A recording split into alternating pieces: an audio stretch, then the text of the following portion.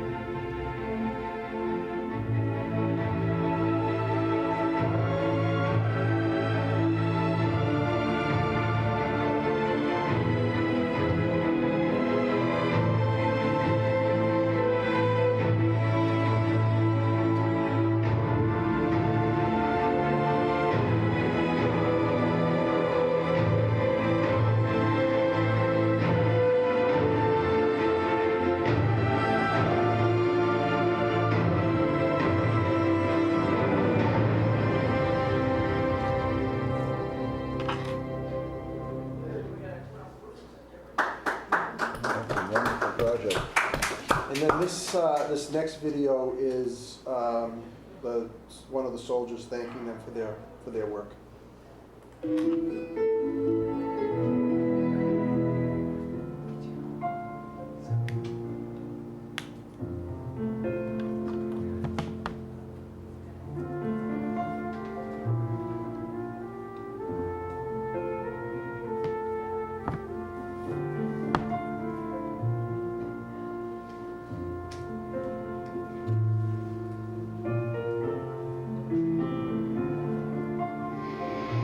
I'm an injured veteran of the Afghanistan War. I'm also the recipient of a beautiful quote made by the caring women and youth.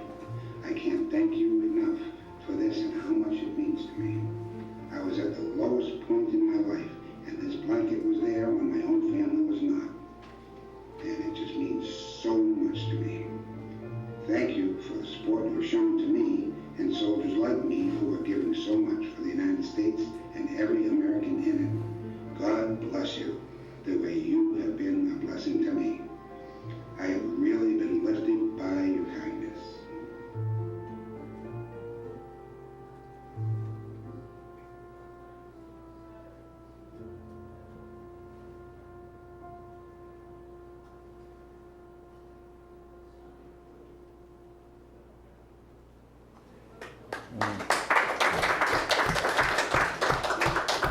Like I said, I want to thank Connie for bringing this to my attention and allowing me to bring this to the board tonight. So thank you very, very much.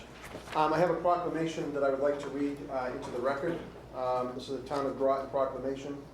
Whereas Tom Hartnett began his tenure with the Town of Groton as both treasurer and tax collector on May 14, 1990, and will be eternally known as the last elected treasurer and tax collector, having proudly served the town for 12 years, retiring on November 29, 2002. Tom Hartnett was affectionately known as Tommy the Taxman, and will perhaps be profoundly remembered for the way in which he assisted all residents with consideration and compassion while empowering them to satisfy their fiduciary responsibilities. And whereas Tom Hartnett was a model of true leadership upon his decision to retire as treasurer-collector, Tom once again gained the confidence of the people of Groton and was elected to the Board of Selectmen on November 5, 2002, until the end of his term on May 18, 2004. And whereas Tom Hartnett also proudly served the citizens of Groton as an elected sewer commissioner from 2006 until his passing in December of 2017, often joking that he had always wanted to be a sewer commissioner. He also served as an elected commissioner of trust fund since 2004, where his care and compassion could be felt throughout the community. Therefore, be it considered that we, Joshua A. Deegan, Barry A. Pease, Allison S. Manugian, John G. Petropoulos, and Rebecca H. Pine, the Select Board of the Town of Groton, Commonwealth of Massachusetts, do hereby proclaim May 15, 2018 as Thomas Hartnett Day. Thank you very much.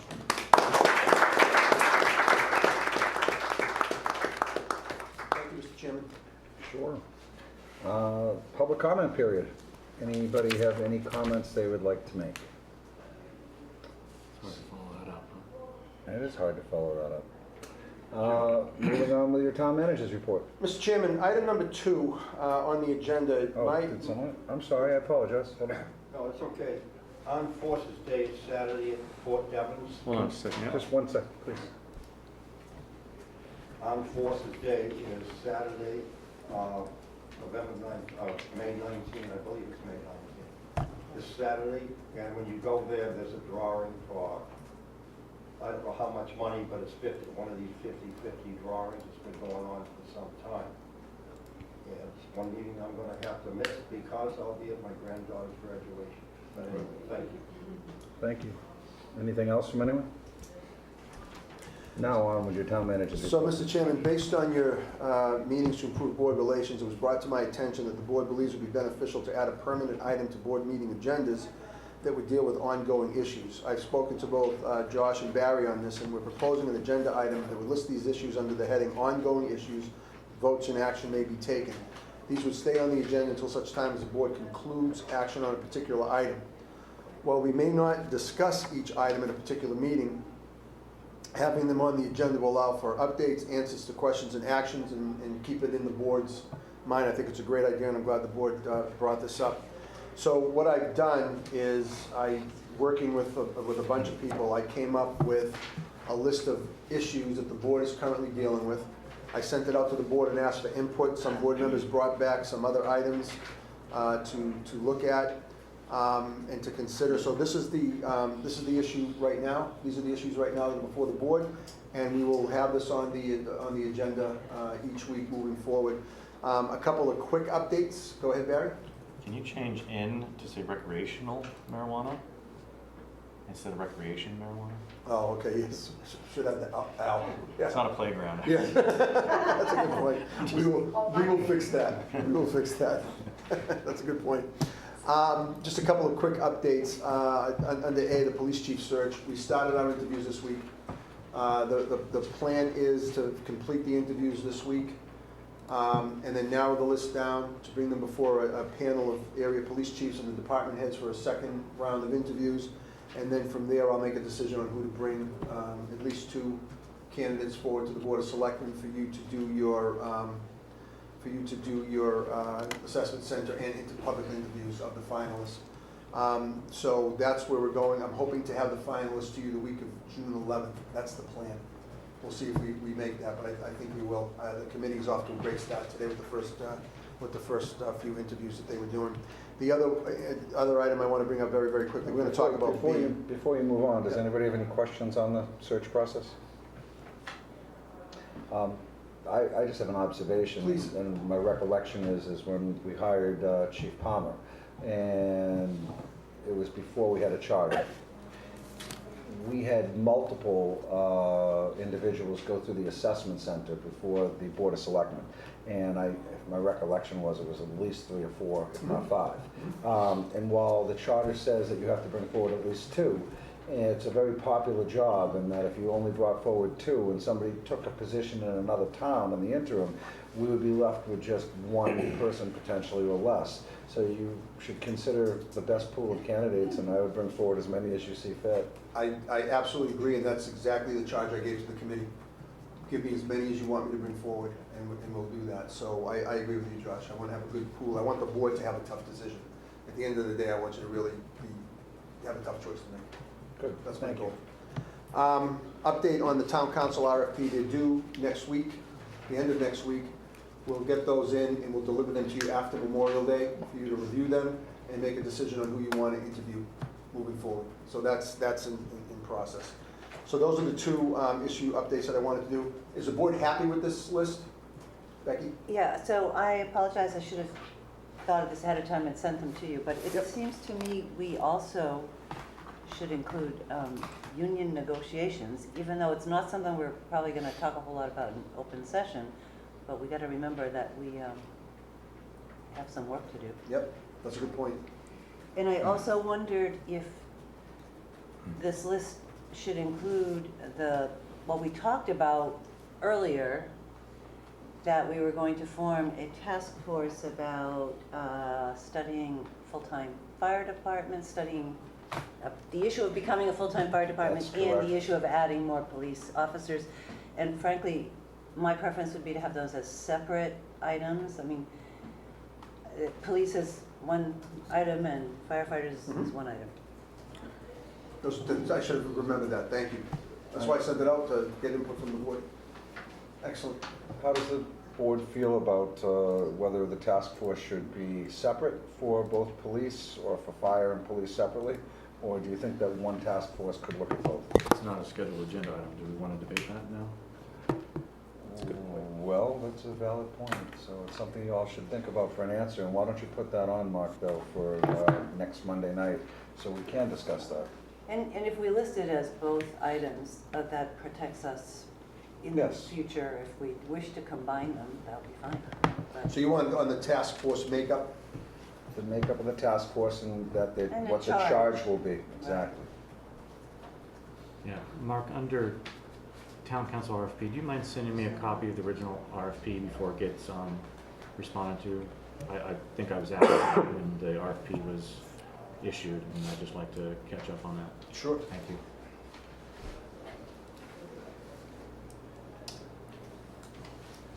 Anything else on that? Excellent. Item number 3, if you go to page 5 in your agendas, you will see the third quarter FY18 financial update. You will see at the bottom that revenue-wise, we are tracking ahead of last year. Overall, there's a couple of reasons for that. One of those you will be discussing later in the meeting. Building permits are way over where we were last year at this time by $316,000 over the estimate. So we're tracking very well. This time last year, we were only $89,000 over the estimate. So that's good news. And property taxes are also up quite significantly. And a reason for that, the main reason for that, is because of the change in the tax law. A lot of people paid their tax bills, their third and fourth quarter tax bills early.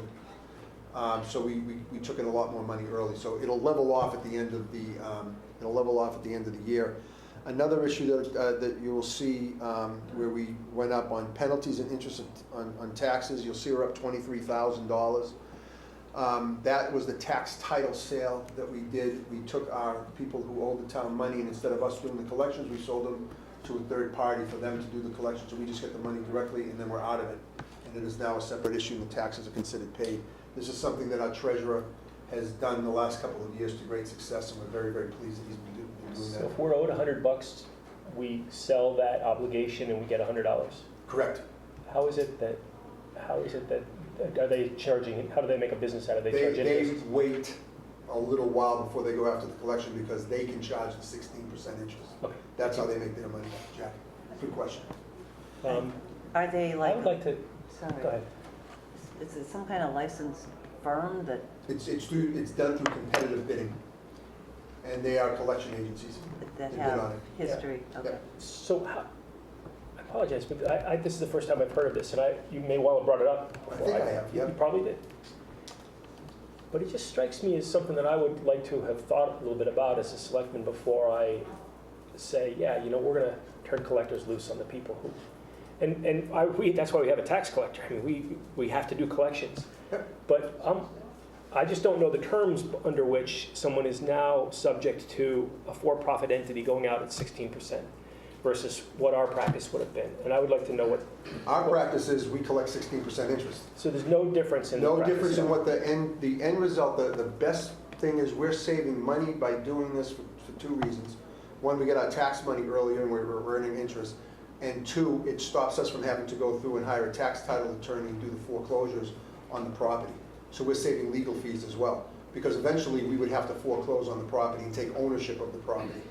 We don't want to do that. So can you confidently say that for every 100 people that owed taxes and would have paid 16% to us, those same number of people in that same amount is likely to be paid to I can this say that entity? very confidently. Okay, thank you. Yes.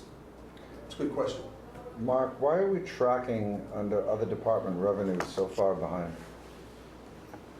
Oh, that's, the other departmental revenue is the money that we get in from the enterprise funds for their health insurance, pension and all that. It's just of when they pay us. Yeah, it's generally a timing issue. We only bill it quarterly, so it depends on when the commissions meet.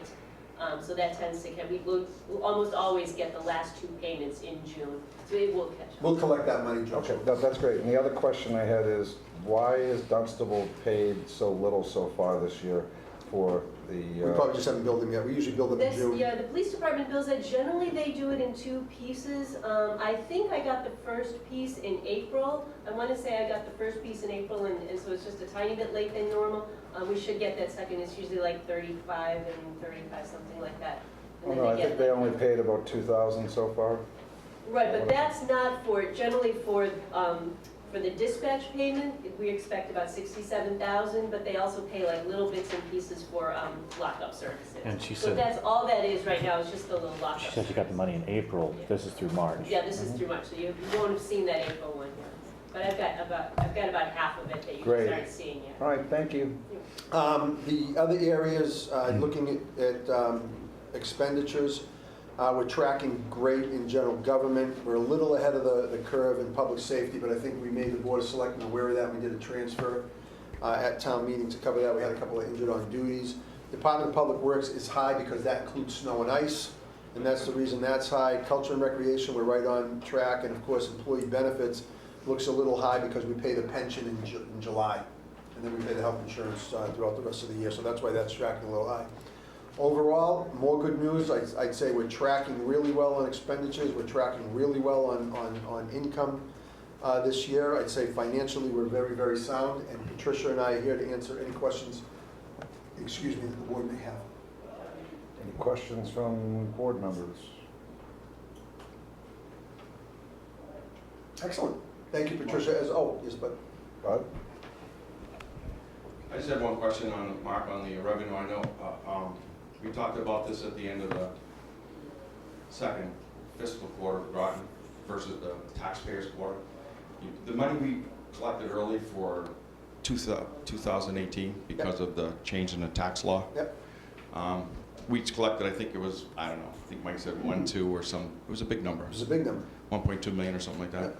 So in the first quarter, that was all last year, i.e. not last year for us, but last year for the taxpayer. Correct. For us, it was Same fiscal year. same fiscal year. Yep. But the taxpayers go from January through December.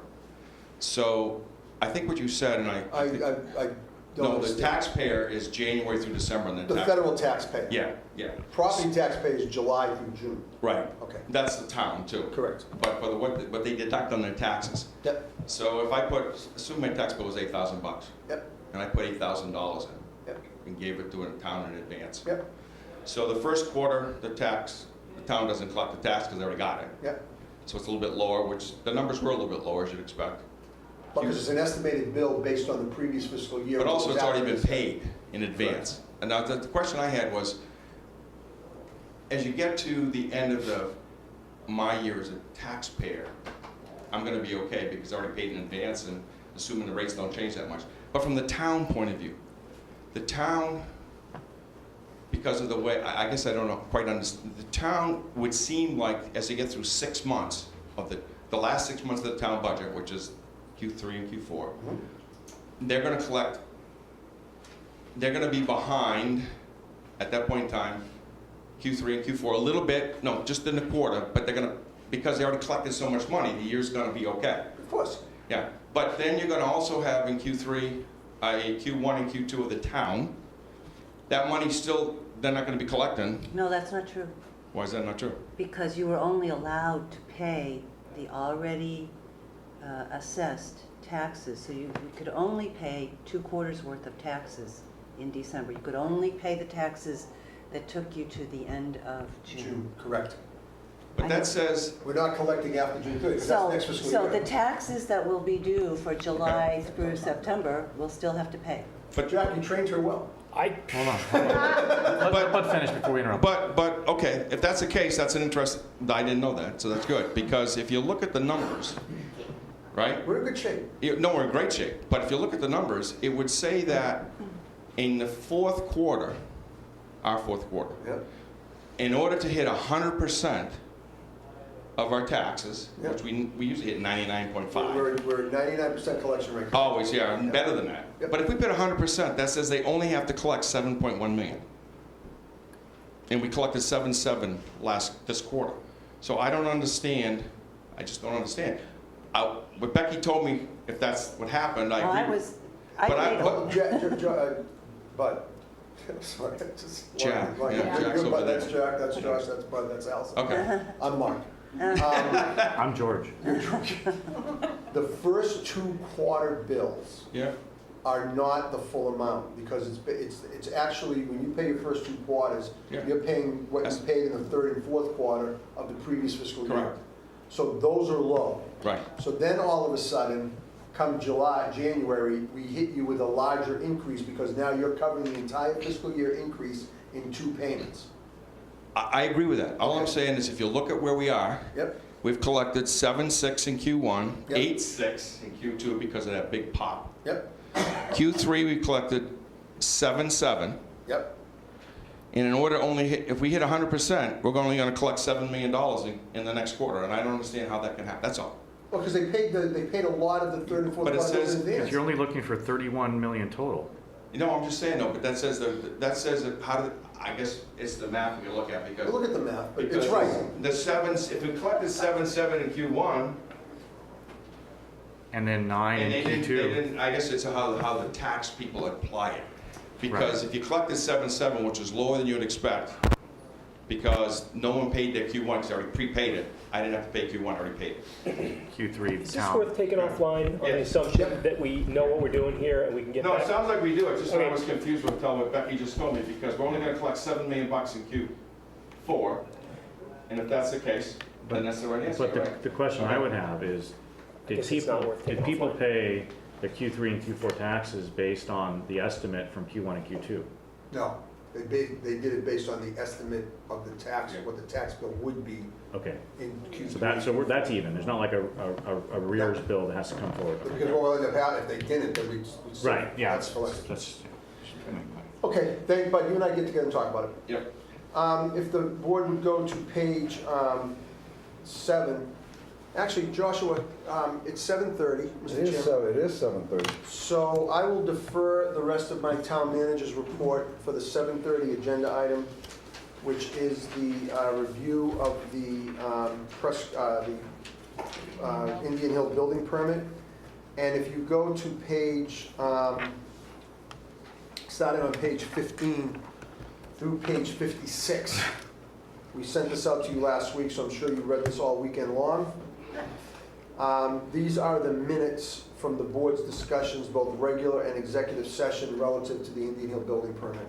And the purpose of your agenda item is to discuss, which I believe you've already discussed in December, but to reiterate the discussion you had in December, because that was before the Attorney General made their ruling on the board's executive session violation. So the purpose of this discussion is for the board to review and decide, and discuss the rationale for the decision. So I'm going to stop talking for a while. Very good. Thankfully, for everybody. So, a number of months ago, this board granted a fee reduction to a building permit for Indian Hill Music Center. And it was discussed at length in executive session. There was an open meeting law complaint, multiple ones filed by a town resident. After those discussions occurred, and the Attorney General's office found that the Board of Selectmen did indeed not have the right to go into executive session for the purposes of the discussions that ensued in executive session. During open session, however, the Board of Selectmen did vote to reduce the building permit fee, which was legal, and we have discussed the rationale. Each board member has discussed it in the past. And after the decision from the AG came forward, people reached out, at least to me, and I'm not sure if other select board members have reached out to, but they wanted to have a continued discussion as to why this board chose to do what they did in reducing the fee. So thus, here we are tonight to have that discussion if anyone has questions on it. And be happy to entertain questions, and I'm sure the board members would be happy to answer any of those questions with their rationales. So, yes, please use the microphone. Well, I came here tonight to hear each board member tell us what their rationale was for going into executive session. I know that all board members here are very familiar, perhaps it's new probably to Barry because he hasn't been on that long, but the of 4 of you well-heeled in the open meeting law, particularly 2 school committee members, got a total of 16 years between them, and 2 selectmen got about 20. So I think it'd be good if we could hear from each of you individually what your rationale was for keeping this under wraps. Because until Mr. Petropoulos opened it up, I knew nothing about it, and I know no one else knew. It was kept on the very, very, dark. I know you voted in open session. I know that vote has to be taken in open session, but that doesn't answer the question. All you did was say all in favor, all against, end of story. But the rationale, I'd like to hear from you, and I think the people watching the television would like to hear the rationale. Thank you. I'll start off if you like, in that it was Becky and I who initiated who initiated the first of the executive sessions or discussions. So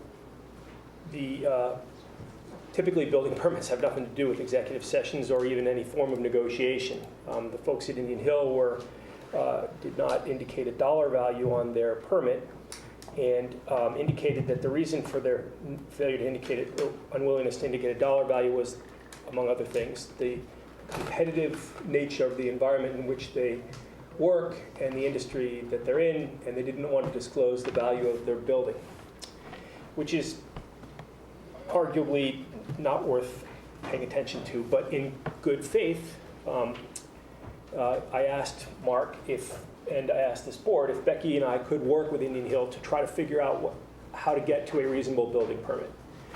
And so we entered into, or we wanted to have discussions with them that allowed us to come up with a decent way of representing the value of their structure so that we could leverage a building permit based on the value of the structure without them having to do a public disclosure of that value.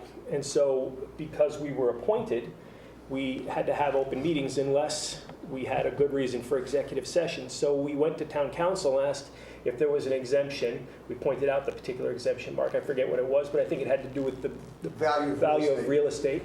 And we asked if that exemption would apply to the purpose that I just described to you. And town council indeed said yes. Now, I will tell you that it is pretty clear to me that that exemption is used for negotiating purchases of real estate where you don't want to do that in public. That is pretty clear to me. I will also tell you that I thought we were after a noble cause. I had no idea how this would turn out. I thought our noble cause was to let the pretense be that we don't want to disclose a dollar amount, but that we were going to get to a viable and realistic dollar amount, and that we were going to do that in a private meeting, and that we would then leverage a reasonable building permit as a result. At some point along the way, we stopped that. That broke down. We went into some discussions with the Board of Selectmen, and at some point we stopped talking even remotely about the value of property and started talking about other things as a way of setting a building permit fee. And so we went from what I would call a well-intended bending of the rules of open meeting to a pretty straight-out violation of open meeting. But that tells you how I think this thing happened, and my role in it. I will admit to having been one of the two that initiated the executive session idea, and I've described to you the rationale for it. I apologize for a lot of reasons, not for trying to do something good for Indian Hill, but I apologize for not knowing when we got to the point where we weren't even arguably within the confines of open meeting. Or executive session, sorry. Becky? Right, so before I start, I want to repeat something that I said last fall, that I am a longtime supporter and a season ticket holder for Indian Hill Orchestra since their very first years in existence. I'm very excited about this project and I want it to succeed. But I also want the town of Groton to be treated fairly. And this situation, therefore, has been very difficult for me because, in the end, I do not think the town was treated fairly. And I think that that tarnishes the image of an organization that I care a lot about. Jack and I were appointed as a subcommittee to meet, and at that time, that was a legal thing to do, for us to meet as a subcommittee without posting it as a public meeting. And so we did have 4 different meetings with representatives of Indian Hill. And this committee appointed the 2 of us. My intention in that, and I think Jack's was the same, but was to negotiate a payment schedule for the building permit fee so that the town would have a predictable revenue stream. It was clear that this should be a very large fee, so rather than have it come in all at once, to have it negotiated that it would come in over a period of perhaps 10 years, and that would then establish some bit of precedent to, when the building permit fee was paid off, to continue a pilot, perhaps. So that was the part I set out to negotiate. We did immediately run into the fact that Indian Hill was not ever going to release a total cost of the building project to anyone. And we respected that, and we searched together for ways that we could come up with a viable estimate of the cost of the building in a way that we would not actually have to publicize that, but that we from that could extrapolate a building permit fee. We spent actually most of the effort in those first 4 meetings trying to do that. That in the end broke down for various reasons. But again, we were trying to do right for both Indian Hill and the town in that effort. The estimates of the construction were kind of wildly framed as between being 50 million and 100 million. There was a lot of effort put into kind of figure out, well, how should we figure this out? Indian Hill presented a lot of information to us. We also tried to gather information that would help us. The effort fell apart. As far as your question about going into executive session, so at the same time, after the 4 meetings that we'd had as a subcommittee, we had a training period in, a training with our town council and open meeting law, and we found out we can't do that anymore. We can't have 2-person subcommittees that are not posted meetings, so we no longer had any. But now we had this increasingly tense situation because Indian Hill was starting to send some signals that they needed this to be decided pretty quickly. So we went into executive session. I relied completely on the fact that town council said that was legal. I think a small part of my brain thought, it seems a little odd that that's legal, but I did not question it, and I apologize for that because I should have. Yeah, so I guess as much as I appreciate Mr. Hargrave's giving me the benefit of the doubt, I take responsibility for the first executive session because I was acting chair, and as acting chair, it's my responsibility to declare that I so deem that there's a reason for it. I didn't necessarily debate that it was legal. I more necessarily in my brain debated, was it necessary? Did we need to have a private discussion about that? And I hemmed and hawed about that, and I don't know, I've watched the tape a few times, and there's a definite pause, and what's going through my head was, do I express a abuse of temporary power and shut down 3 other members that I believe wanted to have an executive session meeting by not declaring it? And so I went with the group. And that's probably the one thing I try to tell anybody I talk to and listen to when I speak about groupthink is stand up. If you feel it's not the right thing to do, even if it's legal, just stand up and do it. So I take responsibility for that. I willingly went with the group thought to enter executive session, believing as a town council that it was legal and justified. All set? Allison? So for me, I don't have a ton to add. I think by the time the process came to the full board, it was already very kind of convoluted. We'd already had some opinions from town council that executive session was appropriate. To me, it seemed reasonable that it was appropriate because I felt that negotiating or discussing it amongst the board in open session would have tipped our thinking to Indian Hill and everyone else, and we never would have then been able to negotiate effectively.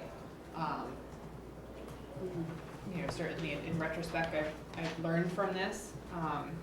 An open meeting law and pragmatic thinking don't always go together.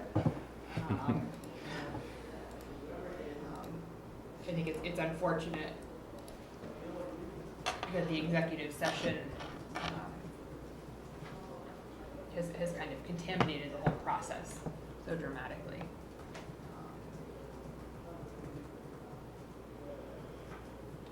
All set? Yeah.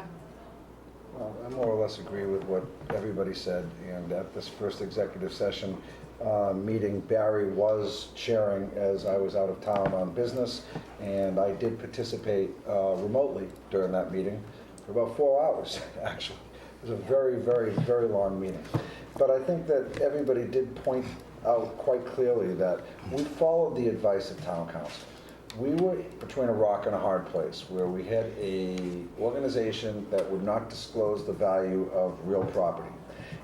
And in order to determine a building permit value, they gave us the rationale to go into executive session to discuss the value of real property, so we could then formulate what the building permit fee would be. Somehow along the way, during the course of our discussions, it eroded and devolved into not necessarily the discussion of real property, but in terms of what we felt the value of a building permit should be, and should it be reduced. And for that reason, I think that this board collectively made a mistake in how we conducted ourselves. And once we got to that point, we should have done so in open session, and the public should have been able to have the ability to weigh in on it. So for my part in that, I was wrong, and I've learned a lesson as well. So I think that kind of summarizes how we got to where we are today. And if there are further questions, let's hear them. Yes, sir. Mr. Lewis. Can you use the microphone, please? Old Dunstable Road. I'm very much concerned about this. I've built probably 20, 30 houses in this town, and I've always paid a full building permit. And I have always divulged how much the final product's gonna be. Now, I have seen you people just gave a lot of lip. I did not hear any dollar amount, okay, at all, in this last conversation. Becky said something about a range of money. Now, I would like to find out how you assess a building permit. Is it percentage on the value of the final product? I'll take this. Or the sales price or whatever, okay? Number one, that I would like that divulged to the people.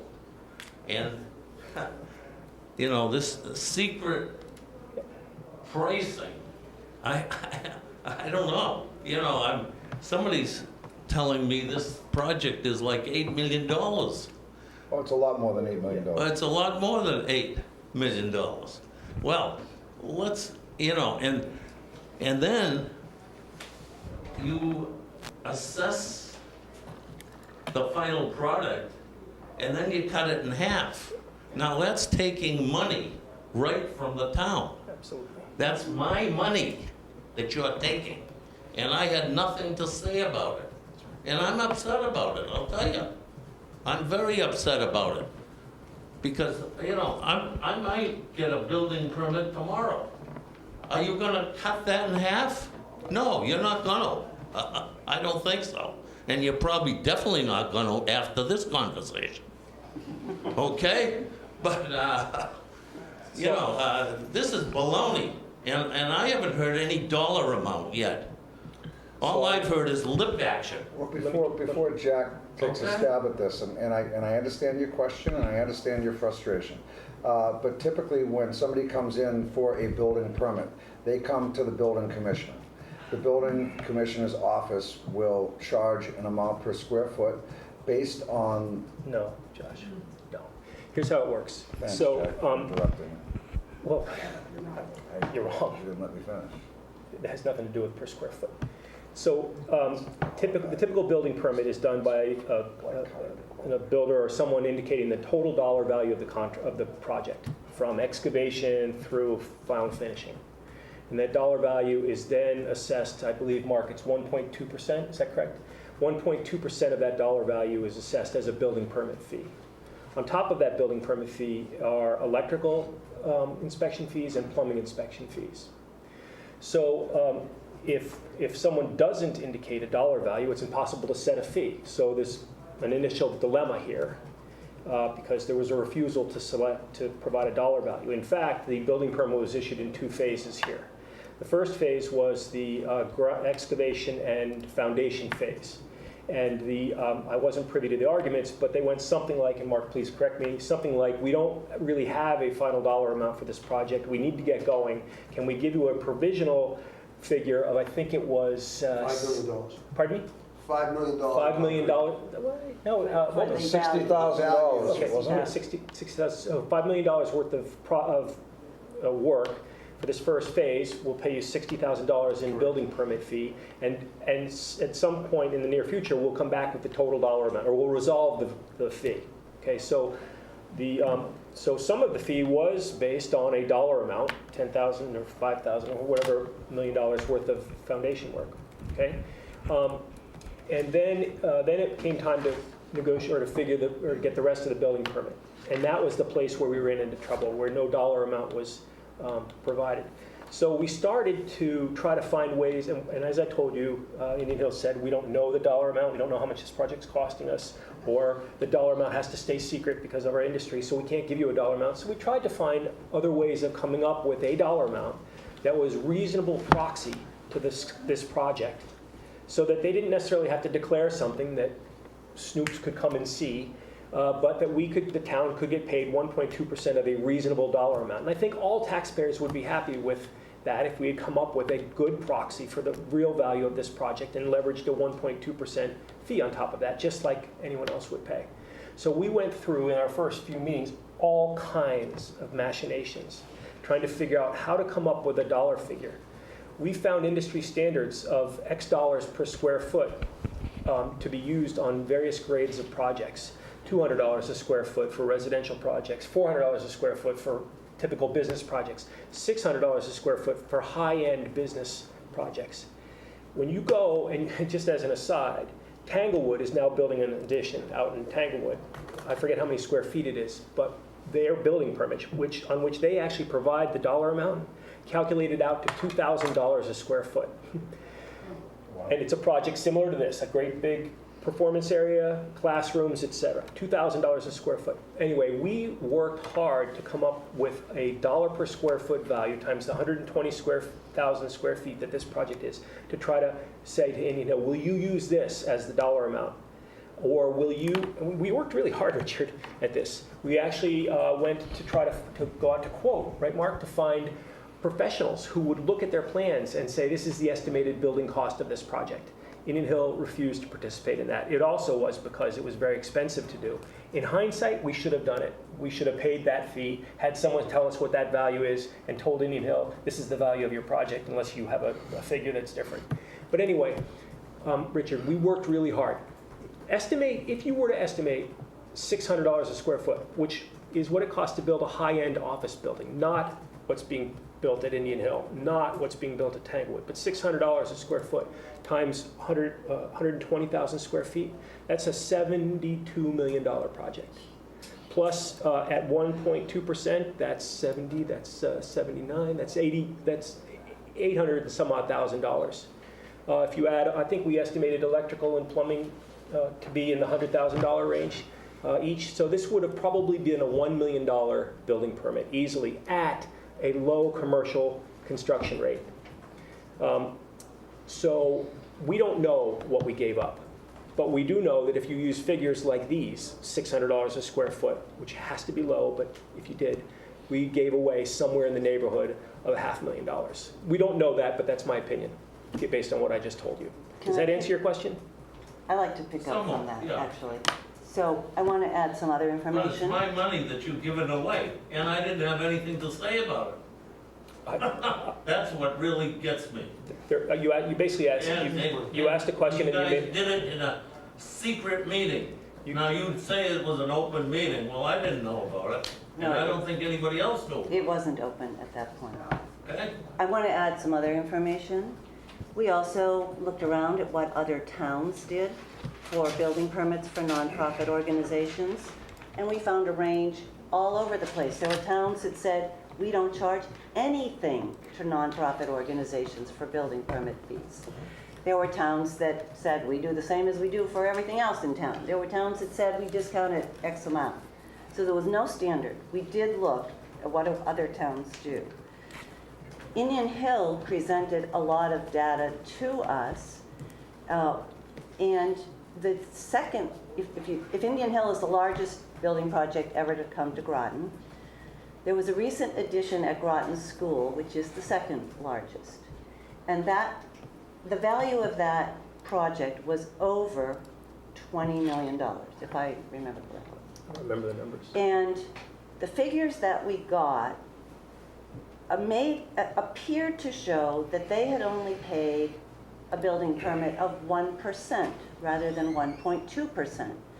Now that has been disputed, but the figures have not actually been changed.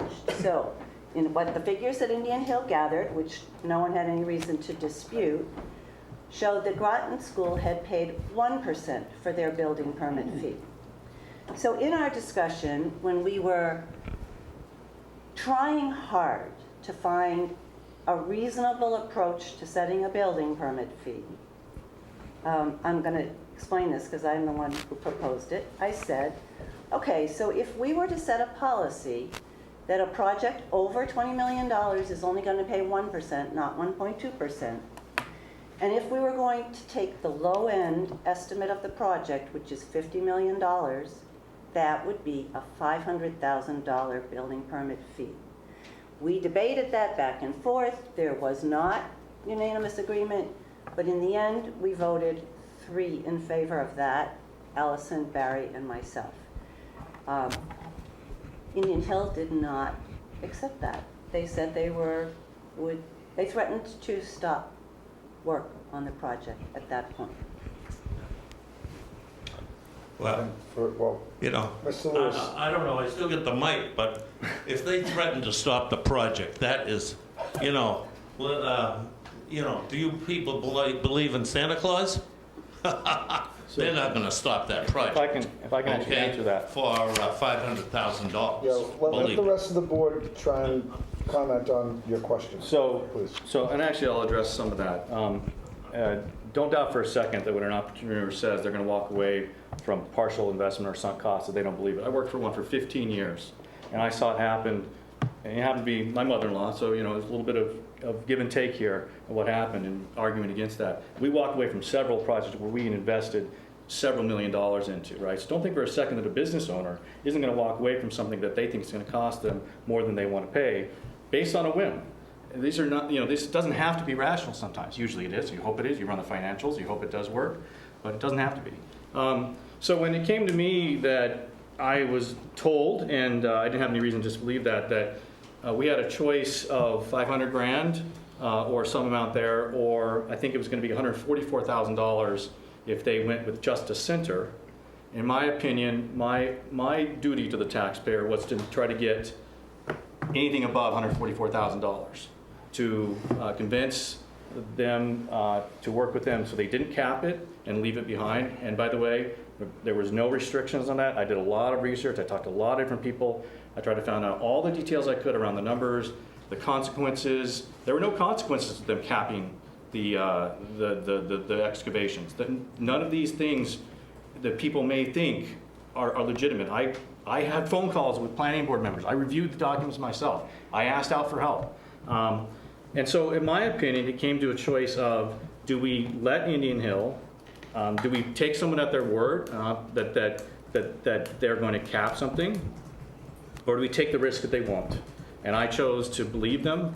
I chose to push to get as much money out of that situation as possible. So my delta to the taxpayer is, I believe we got $200,000 more than we would have had we not been negotiating this way. Now, you can disagree with me in my judgment, that's fine. I mean, I'm here because we disagree and different people have different ways of coming about decisions. But the main problem here is that, business is about relationships. And we did not or do not have a good relationship with the project manager, benefactor. And I'll say, when I say we, I'm going to be very specific, and I'm going to include all of us as the Board of Selectmen collectively, and past Board of Select members. I understand there's a big history and legacy here that I'm just learning more and more as I course through this wonderful situation and other things affecting it. And business is based on relationships. And if you think for a second, you're gonna get in a situation where you're gonna push someone to pay a fee, and they've already told you they're gonna walk away and cap it at $144,000 building fee, good luck to you. I'd love to see someone try that and have the $144,000 bite them in the butt when they could have gotten $400,000 or $500,000 out of it. So yes, I played the game, I took a risk, I played a judgment call, and that judgment call was to get more money out of the project than I felt would have gotten otherwise. Allison, anything to add? Just three brief things. I mean, for me, I think perhaps in retrospect, one of our big mistakes was accepting a permit that had no estimated construction cost on it. That's probably not something that you or a different applicant could have gotten away with for a single family home. And that we probably should have kicked it back to them to fill out that number and back it up in whatever reasonable manner they could come up with. I agree with Barry, kind of working in this field, developers change projects and walk away from projects regularly. So to me, that was a real concern, whether they were gonna walk away entirely or partially, who knows, but that had some impact on me. And I felt at the time, and I feel now, that the long-term benefit to having Indian Hill as a community member in the town of Groton, that we're going to see more benefit from that financially and otherwise than we would have realized in any scenario through the one-time building permit. Even if it had been kind of the $1 million permit value, you know, that was a one-time single collected fee, not a recurring revenue to the town, and as many things as we could have done with that. To me, I was looking at the longer game and the benefit that this kind of development can bring to our community for decades to come. And briefly, Becky touched on this in terms of reaching out to surrounding communities, and that in some communities, nonprofits are not assessed a building permit fee at all, and others, they pay the full boat. Some get a reduced permit, and that weighed into my mind and my logic process that the economic viability of this project, I don't think was necessarily a make it or break it situation over $100,000 or $200,000 or $300,000 differential. Okay, they told us they were going to walk away. I bought into it to a certain degree, and I don't like to think of myself as naive. But by the same token, I thought that if the project was done all at once in one fell swoop, that the economic benefit to the town was going to be far greater in the long run than if the project didn't go off all at once. In addition to that, I was led to believe that a large donation was going to be made prior to town meeting for a project, that being the senior center. And that's where I was naive, that the individual that was going to be giving money to that reneged on that. And I'm extremely disappointed that that occurred. Did that follow into a quid pro quo in my mind? No, but it certainly made me lean towards a building permit fee reduction. And for that, I probably shouldn't have allowed that to weigh into my decision-making process, but I stand behind the rationale that nonprofits that are going to stimulate economic development and provide opportunities for Groton residents and others to engage in performing arts and to watch performing arts, I think is a wonderful thing. So would I consider doing it again? Yeah, but only if I saw what the actual project costs were going to be before I gave it any consideration. Richard, you asked about an explanation for the dollar amount, but I didn't really get answer your other question, which came up a little bit after I answered the first part, and that was, how could you do this? I have to disagree with my colleagues here who did believe that the vendor would walk away from the project. The vendor tried the same tactic with the planning board, threatening to walk away. The planning board refused to buy into it. So they seemed to know something different than we knew. And at the time with the planning board, the project hadn't been started yet. $6 million had not yet been poured into the ground in terms of cement. This vendor, this project never had a reason to believe that they would get a discounted building permit. To my knowledge, no one here promised them a discounted building permit. They started a project and had every reason to expect that they'd be charged a building permit like everyone else, like you did for all of your homes, like I will for when I put a shed in my backyard, and everything in between. So they had no reason to believe. So why would they develop a belief that a $500,000 discount on a $72 million project was a walkaway deal breaker for something they had to have expected to pay anyway? It doesn't make sense. What I am worried, if we fall for this, what else we fall for? I mean, we are in charge of negotiating the thing that impacts taxpayers more than anything else. That's salaries. We negotiate salaries. We negotiate salary contracts that have enormous implications. And if we're willing to fall for this from a contractor who has no standing, what else are we capable of doing in terms of negotiation? That is one of the most amazing things for me. And then the other thing is people said we're going to get more benefit from this than we gave away. Well, you know, I did some numbers on this. We were told that 44,000 people a year will come here.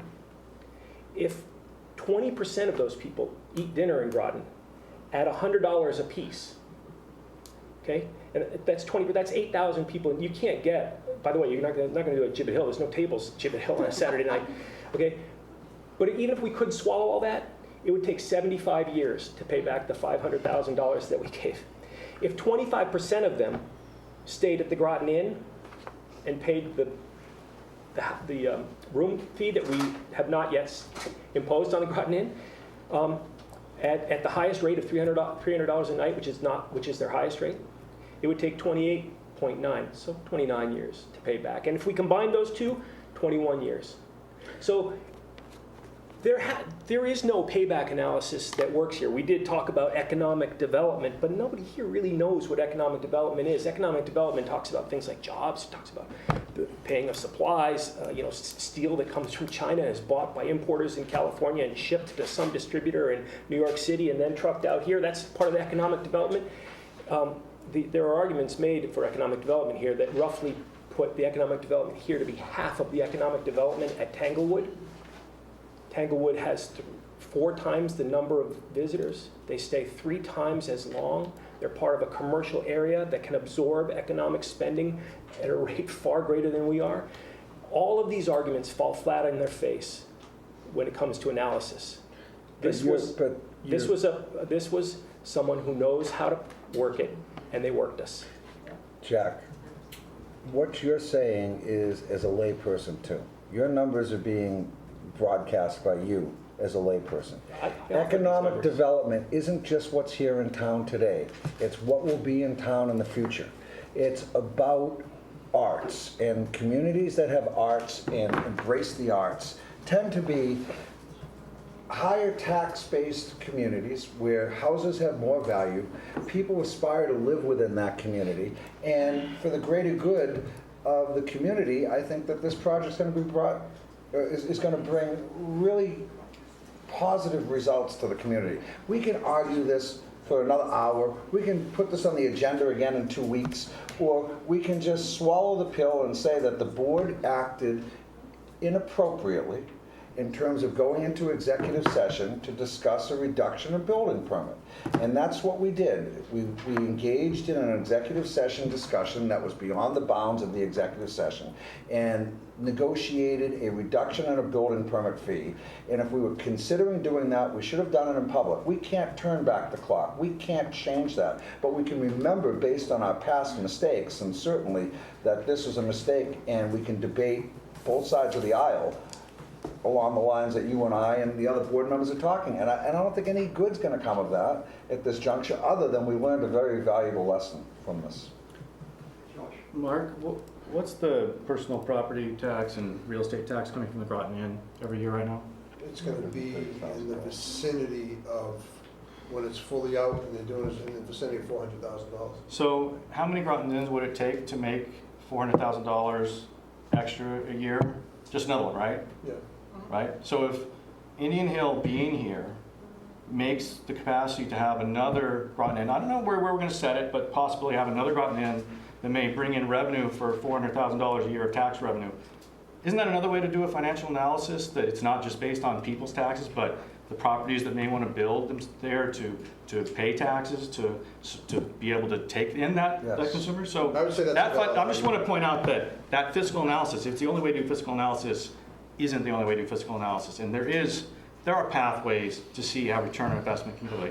Not that I considered that way, but let's just be careful when we say there's only tax revenue, because there's other ways. You know, the property behind us that's bought Mile Price, that development, other restaurants coming into town, those people are going to pay property taxes also.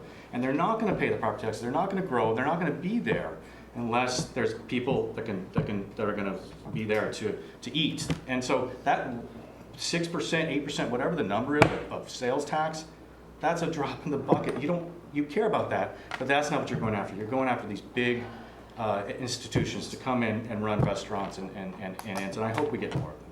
Okay, Allison, and then I'm gonna make a comment, then Bob. And I have another comment Yeah, later also. Allison, let Allison go. I wanna try and wrap this up. We'll let it go to 8:30, but I'd like to, I'm not gonna put the kibosh. Allison, please. So I just wanted to point out that, I'm sorry. that, you know, everyone can hear, even now among the board, that there's tremendous difference of stance, of opinion, of approach. So while we were certainly acted inappropriately in not getting input from the public and having this debate openly, I still feel that there was debate. I haven't heard yet, either in this meeting or elsewhere in the public, you know, anyone bring up a concern that wasn't part of our debate internally. Okay. Bob, I'm going to get back to you in a minute, only because these other folks have been waiting. You've already commented once, please. I promise I'll get back to you, okay? Deb, and then Connie, and then Greg. And Bruce. Just real quick, I totally appreciate Just how much work. one second, just for Yes. the people at home so they can hear you.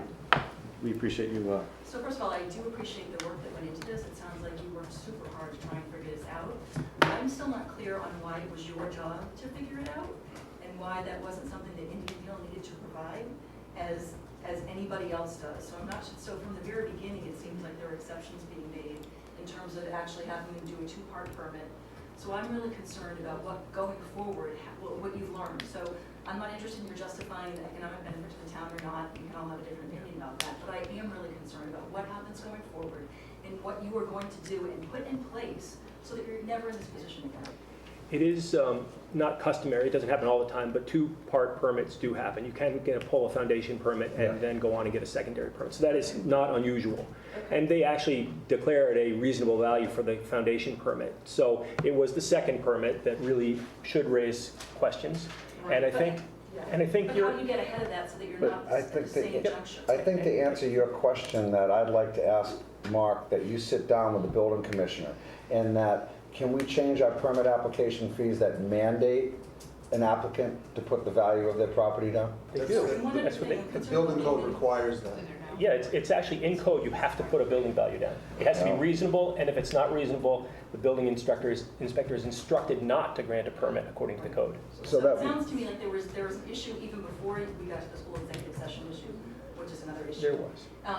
And what I'm also just concerned about is the board being in a position of negotiating fees versus setting fees.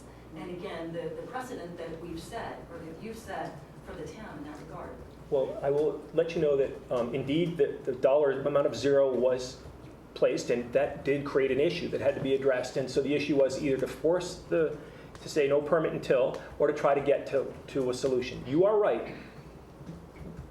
You are right that we made an exception, and it is arguable that we should never have made an exception. I apologize. Yeah, no, and I'm not looking past, I'm just looking Okay, forward. okay. And I will tell you that the rationale was, not to give a discount, the rationale was this is going to be a honking big building permit.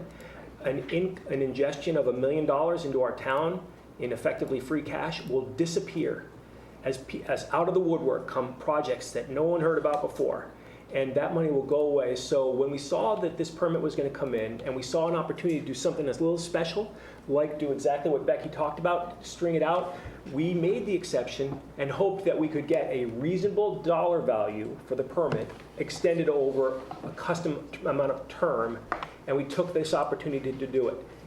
I'm not justifying it, I'm just trying to explain to you what happened. I admit it was special treatment. Yeah, no, and it sounds to me like you acted in good faith, but it sounds like very early on, it was clear the other parties were not. Yes. At which point, there needed to be some more agreements. Agreed. Very good. Greg, and then we'll move over to Connie, and then to Bob, Bruce and Bob. Val? No, not yet, Greg. Greg. Greg, Connie, Bruce, Bob. Thank you, Josh. I just made 3 declarative statements. This is a very important exercise, what you're doing tonight. It's long overdue. I want to tip my hat to watching you all squirm a little bit. That's part of what you're here to do tonight. You heard some level of concern coming from members of the community because they heard rumors, or they read things in the newspaper, and they didn't feel like a relationship with an institution that will transform Groton into the future, and our elected officials, is such that it was so broken or never started on the right foot that one party would threaten to close down their development, and another party scrambling to figure out how to make them happy. That's no way to build a relationship. Groton is going to be transformed into a different place because of Indian Hill and what they represent. And we're all pleased about that. I would just point out, without naming names, we all know, but look at the relationship we've developed, town leaders, with the Groton Inn and the investors who came together and sit at this table almost on a weekly basis. They're part of this community. They participate on important committees in this community. There's a mutual respect. There's a relationship. That is missing entirely with Indian Hill. I've met people who are managing it, and operating it, and so forth, but they're not engaged. And I don't know if the well has been poisoned beyond repair, or whether there's still an opportunity to build a better relationship. That's your charge going forward. I appreciate you're taking some lashes tonight. We can't go back and refix that. What we can do is together figure out how to repair a relationship on equal terms, not being told what to do by one party or demanding on the other side. We're in this together, and this institution is going to change this town. It behooves them to have maybe a bit of humility about how they see their role in shaping this town. Right now, it looks pretty broken. Thank you for your comments. Let's go to Connie and then Bruce, and then Bob, And I have another comment. and then Becky, I'm sorry. I actually have a couple of questions. The first is, as I read through the executive session minutes, I noticed that there was a fairly dramatic change in what people were supporting in terms of their willingness to go for a price on a building permit. And I think, if I recall, Josh, maybe it was you who thought 500,000 was far too much, far too little to pay in one of the sessions. And then, whatever information was forthcoming to you, you changed your mind and agreed to the 400. I wonder if you could share a little of that insight. It was a very short delta of time. And then my second question was, I heard a great deal about bullying in the Indian Hill music discussions. And I really would appreciate people talking about what that meant and how that was handled. Thank you. In terms of the bullying, I'm going to allow Jack or Becky to comment on that because I think that the comments came from the initial discussions rather than the latter discussions. And I kind of already explained my position. I will explain it again. I was duped by a false promise that never came to fruition. And shame on me. 'Cause that's why I changed my mind. tying it to what was the impression that was given to you, that there would be a generous donation made to the senior center that was not forthcoming. Is that correct? Yeah, as well as then I took into consideration discussions about a pilot payment on an annual basis once Indian Hill got up and running, and that the pilot payment, as well as a potential ticket tax on every ticket that's sold to the town of Groton, came into the equation. And would we be able to assess that at what value and then multiply the number of tickets estimated to be sold on an annual basis, coupled with a pilot payment, and calculated that into my thought process as well. Okay, that's helpful. Okay. As Do- for the do we bullying plan issue, to I do- can't answer that. Do we portion. plan to do a ticket tax? Town The room council- tax and a meals tax, I just wondered. Town council, the town manager and I have begun discussions on that in terms of local ticket taxes and if we're gonna be able to do it and how we would do it. So it wouldn't be considered an impact fee, and an impact fee is illegal, so we need to make sure that it's done in such a way. So that is already under discussion. Great, thank you. And could I have you talk about the bullying? And I think the board members may be just hearing about this for the first time. Yeah, it certainly wasn't part of our discussion. But she asked, and I gave you my rationale. Thank you. Bullying. Hold on. Let him address the bullying issue, please. I'm going to answer Connie's question Okay, about bullying. we're almost, Bob, you're gonna, I promise you'll get in. No, I understand, I know about bullying, so I'm Okay, totally there, against that.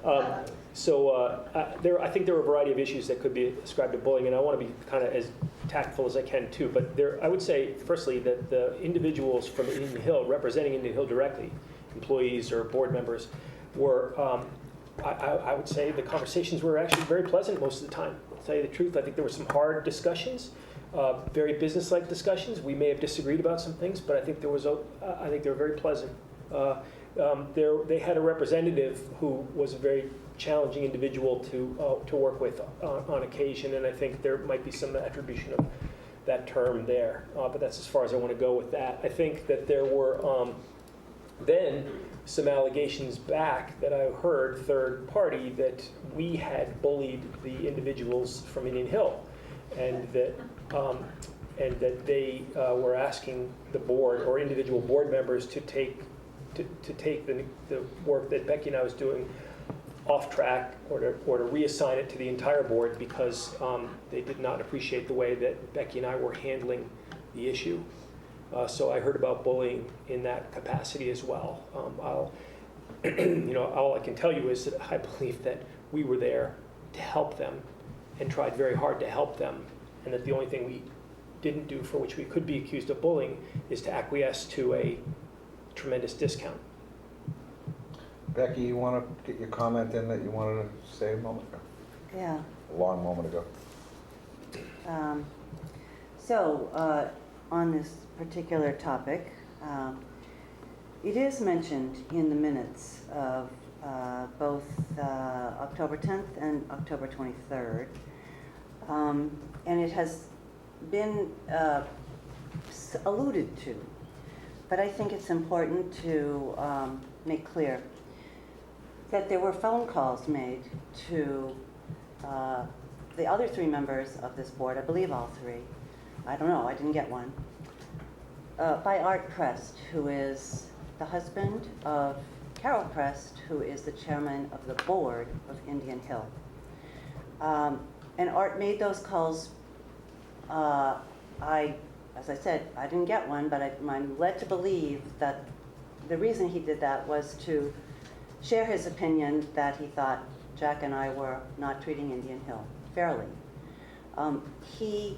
This was before any meetings had been held in public, so he had information only from his wife. And obviously no townsperson had any information to be calling and suggesting different courses of action. So Art is a member of the FinCom. Our finance committee has been on it for several years, clearly has a deep understanding of our town's financial situation, where we get our revenue, how tight our budget is. I find it pretty disturbing that he made calls, presumably for the purpose of influencing members of this board to Becky, we reduce the shouldn't building be talking permit. about Mr. Prest without him present. It's really I think you're crossing the line there. I really do. I don't know how other board members feel. Well, I did ask, it's in the minutes that I asked, how do we deal with complaints that come in to other members of the board? And there was no good answer. And I don't know that there still is a good answer for how we deal with this kind of a situation. But we are in a public meeting, and it has been posted that we're going to be talking and revisiting the Indian Hill situation. So calls were made, and whether they influenced anyone's decision, it is not possible to know. But I do think it's the impression is very disturbing, and I think it should be made public. Yeah, so I find it odd that people think that one person knew and other people didn't. I certainly received a tremendous amount of phone calls while all this was going on, and none of this was public, quote unquote public, from lots of different people in the community. And I don't get a lot of phone calls. And perhaps it's because the constituency I represent would rather, or that they feel I represent, or whatever the case might be, my cohorts, if you will, would rather go to the park with their kids and make sure the kids get off the bus to school and make sure their homework gets done. I got a lot of phone calls about this, and Art Press was a voice in the sea of them. Many of them in support of this project and asking me, what can we do to make this happen?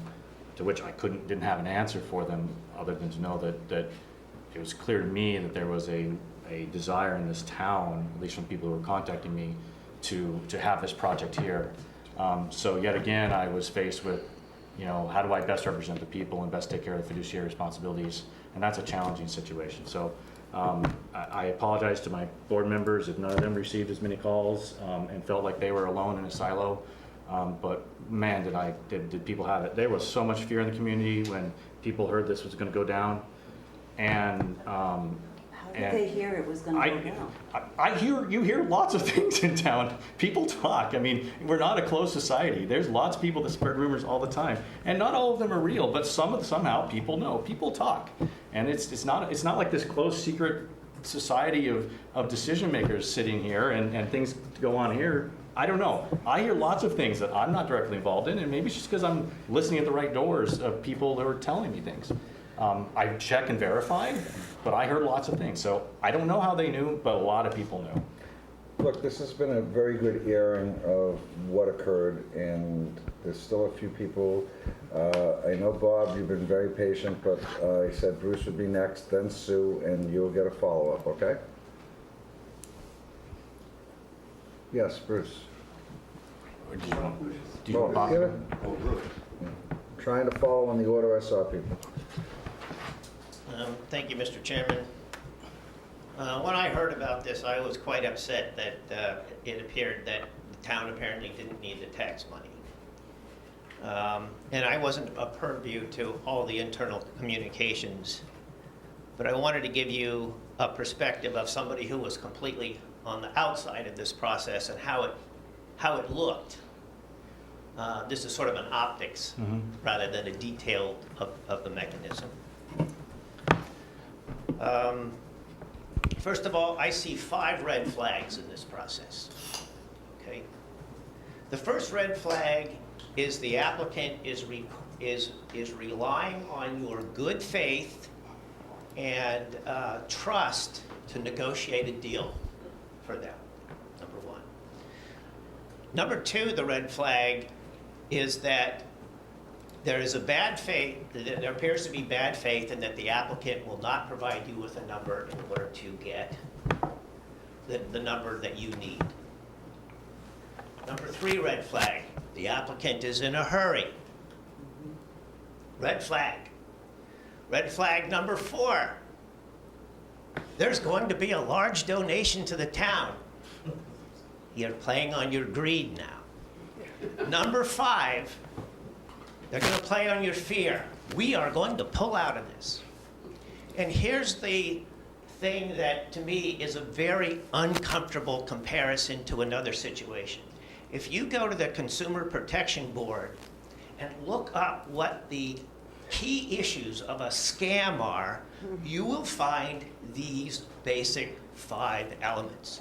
Fear, greed, they're playing on your trust, your ability, your desire to help the process along. And from the outside, it looks like you got played bad. And I'm glad you're here to hear it from the outside. It's a brave thing to do.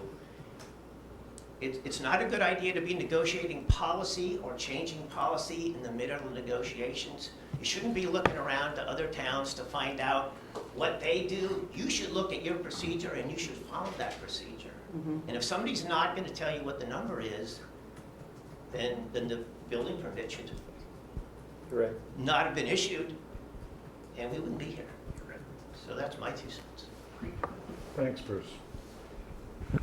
I'm Sue Lotz, and I'm sorry. It seems like mistakes were made, maybe on all sides about the negotiation process, and I'm sorry about that. I'm also a longtime supporter of Indian Hill Music, actually, for the last 40 years or so, and I've always seen them as an organization of high quality, of great integrity, of great generosity. In fact, part of their mission statement is to give music where it's needed, and examples, they do it all over the place. I think they're going to bring so much quality of life and money into Groton, and all these different businesses and the salaries, and I think it's just going to be enormous. And so I guess my message is, I hope that all of us in Groton and Indian Hill Music can work together, learn from this and move ahead in a really positive way. Because I do think that they're going to transform Groton, and I think that we're all going to benefit, and I'm just really, really excited about it. Thanks for your comments. Bob? Yes, thank you very much, Mr. Chairman. I actually have to admire your patience here tonight. I sat through most of the hearings. I didn't get there in September of 16. And I want to just I'm going to list a few things. The Groton Inn, Emerson Hospital, the old fire station, River Court, wonderful parts of this community, one still in progress. They have been done correctly, but a word's been left out, courteously. Not on your part, I'm talking about how they conducted themselves. I had the opportunity to come to the liquor hearing at the Groton Inn, and I saw nothing but precision. Boom, boom, boom, boom, boom, 2 licenses. Oh, they weren't here 15 minutes. I sat through most of the hearings, and I know that I am not alone. The one thing that stood out, and it was attitude on the part of the people presenting Indian Hill. Nothing to do with the quality of music. But what I've seen coming out of this, contrary to all other people that have done good things for Groton, is giving. I saw that at the hearings.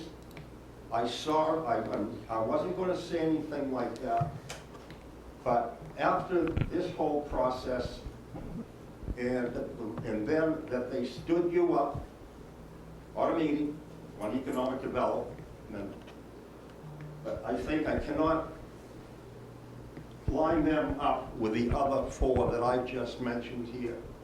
It's just every time and everything that you've been faced with, it's giving. What can you do for us? Thank you very much.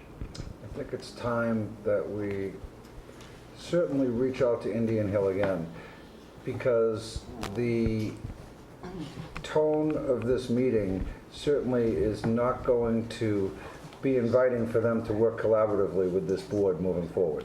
And rightfully so, everybody has a gripe, whether it be with us or whether it be with them.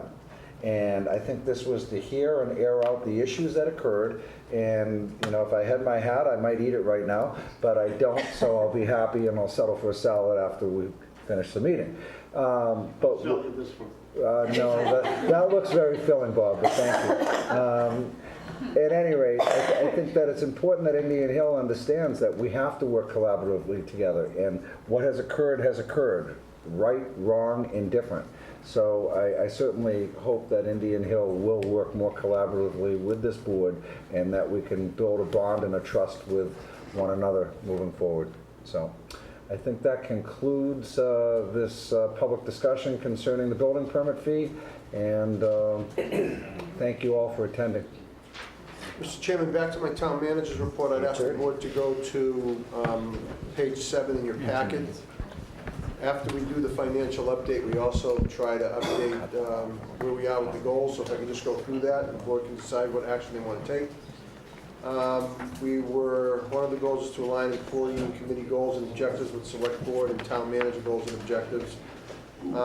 We have not taken action on this goal, so the board needs to discuss moving that one forward.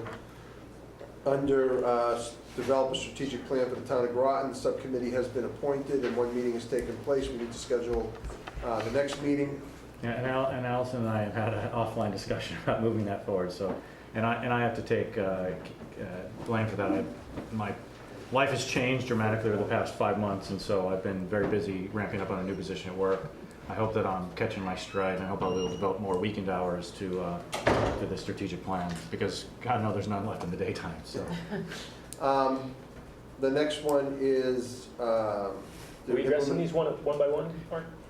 If you want to address them as I do them. Okay, that'd be great. Could we go back up to the top? Absolutely. I apologize for falling down on this. It's not that hard to do. Well, it is hard to do, but it's not that hard to come up with a way of doing it. There's no way it's going to get done by me in the next week. So it might be useful if the board believes that it's a useful goal, if someone take it as their responsibility. You could also wait and see when the elected individual comes and see if they're interested in this. You know, when I got new on the board and there was stuff from the previous person, I had to eat the cookies. So no, well, why don't we sign it right now? No. we'll let it play out. I'm just teasing. Okay. But I will encourage us to follow through on this. My company today, we just got a new CEO, and we talked in a company-wide meeting about this exact thing and the effectiveness and the alignment that this exact thing can have on a company, and we are a company, or we're on an organization, sorry, and how it makes an organization work together and motivates people to work in similar directions, et cetera. I would really urge us to make good on this objective. If you're willing to share, Mark, to me, some sort of Word document or something that I can kind of cut and paste, I'm happy to take a first shot at it, kind of regrouping these, and so the kind of, there's the Board of Selectmen goal with other goals. Okay. I can talk to you about that. Okay. With regards to the third one, implement the recommendations of the operational audit. I gave you a summary of the recommendations, and the board had one meeting with the DPW director to review the recommendations. We had scheduled to bring in the police chief, but with his announced resignation, retirement, moving forward with that. But now the town meeting is over, we'll start scheduling meetings again and get that one going. So we started it. We have the base document. We just need to I think it's important to get that done, you know, by the end of the summer with everyone, so you can then formulate the decisions and the direction of this board into your planning for the next fiscal year budget. I agree 100%. Continue to develop a strong work relation with the school committee. I think you guys really knocked that one out of the park. In terms of the fiscal year 19 budget process, I think you guys had joint meetings with them and the finance committee, and I'm sure that the fiscal year 20 process will follow a similar process. Creation of stance on regarding recreational marijuana. I have that one right there with the recreational. But here you go, yeah. I'd say that this goal, for the most part, has been completed, depending on the outcome of the May 22nd election. The non-binding questions will determine if you're going to take any further action on it. So I'd say you finished this goal, but it could be revisited after next Tuesday. But I think there's there's a lot to do here, and depending on the outcome of the non-binding election, we may have a lot of work to do, because the next piece of work goes to the planning board, who's not compelled to do anything. And I think there's a lot of work on our part to set the stage for how do we work with them to honor the view of town meeting. I think we just need to, Jack's right, we need to put an agenda item on for. It's on your ongoing issues, I think.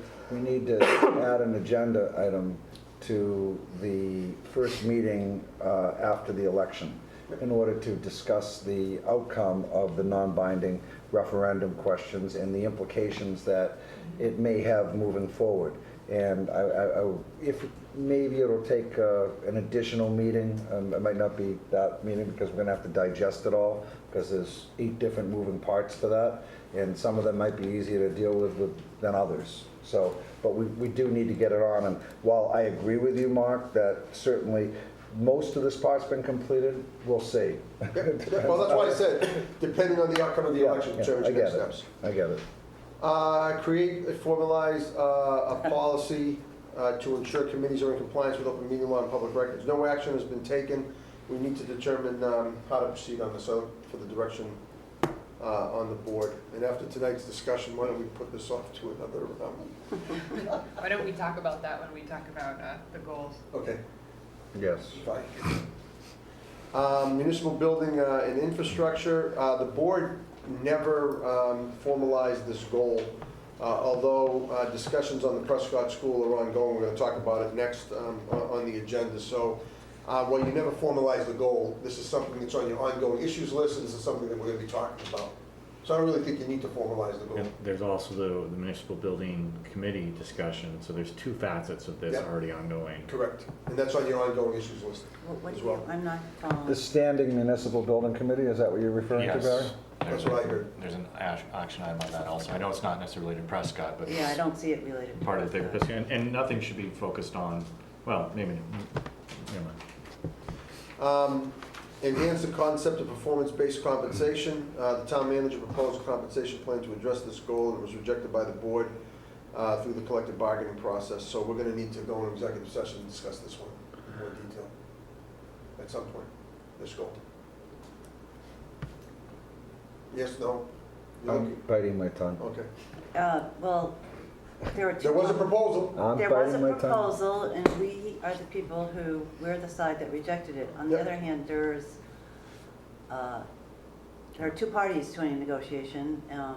Nothing should prevent the other parties from advancing some suggestions.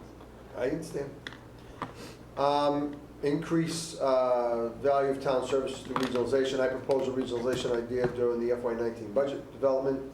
It was placed on hold pending further review over the summer, so you're going to put that on a future agenda to talk about, so that one's ongoing. But is that goal limited to the one proposal? I'm saying, we look at potential regionalization opportunities. I've given you one, and the board needs to come up with others. In the analysis, that was the one that was most applicable and timely. If there are others, there needs to be more analysis done to determine them, and there's very few and far between regionalization opportunities that we don't already do, such as dispatch and police holding, and I mean, you know, what do you want to do, DPW, do you want to do it? I mean, there's not a lot of departments that you can regionalize effectively, so the timing was of critical that, and then when that got removed as a possibility, there was no point to further that work. It'd probably be useful to see the range of things that were considered and whatever analysis was done on those things, just to put to bed. Lots of people will think about various things, and it's sometimes useful to say, well, we did think about that. I welcome the suggestions and recommendations, and I'll tell you if I thought about it and thought about it and what happened. We had several meetings. We asked for input from members, department heads for ideas.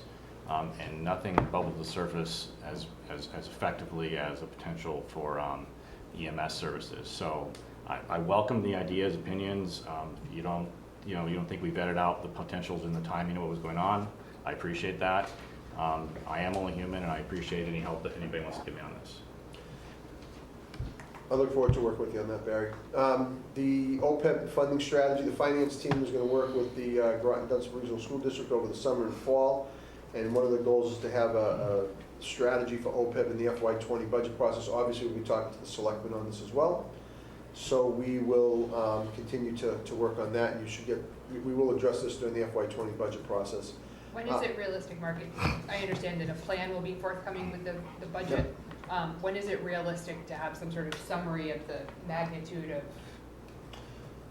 August. August. Okay. That's when, is that when we have the, that's when we have the next, The next actuarial valuation will be in, Okay. we should have the report in August. And at that point, will we have something that integrates the information from the schools We'll have as to well? ask the schools, I'll have to work with Mike Knight on that as Okay, well. so is Fine, that 'cause I don't know- realistic though, kind of the end of the summer, early absolutely. fall? To Are they have- on the same schedule as us? Do you know, Patricia? I don't know. Don't We'll know. have to find out, Allison. Yeah.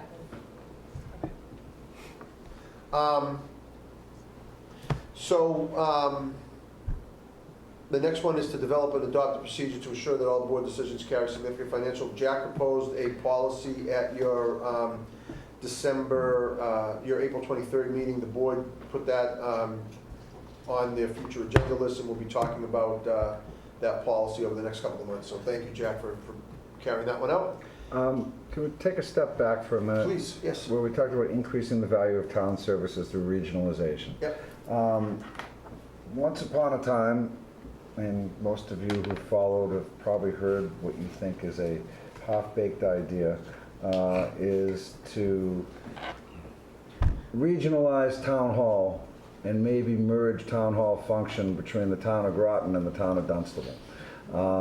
Because having one assessor and having one town manager and having one individual's planning board and various things, the functions could really work in terms of economies of scale and could help lessen the costs of salaries here in our town hall. Of course, we'd have to add probably a few more employees and whatnot.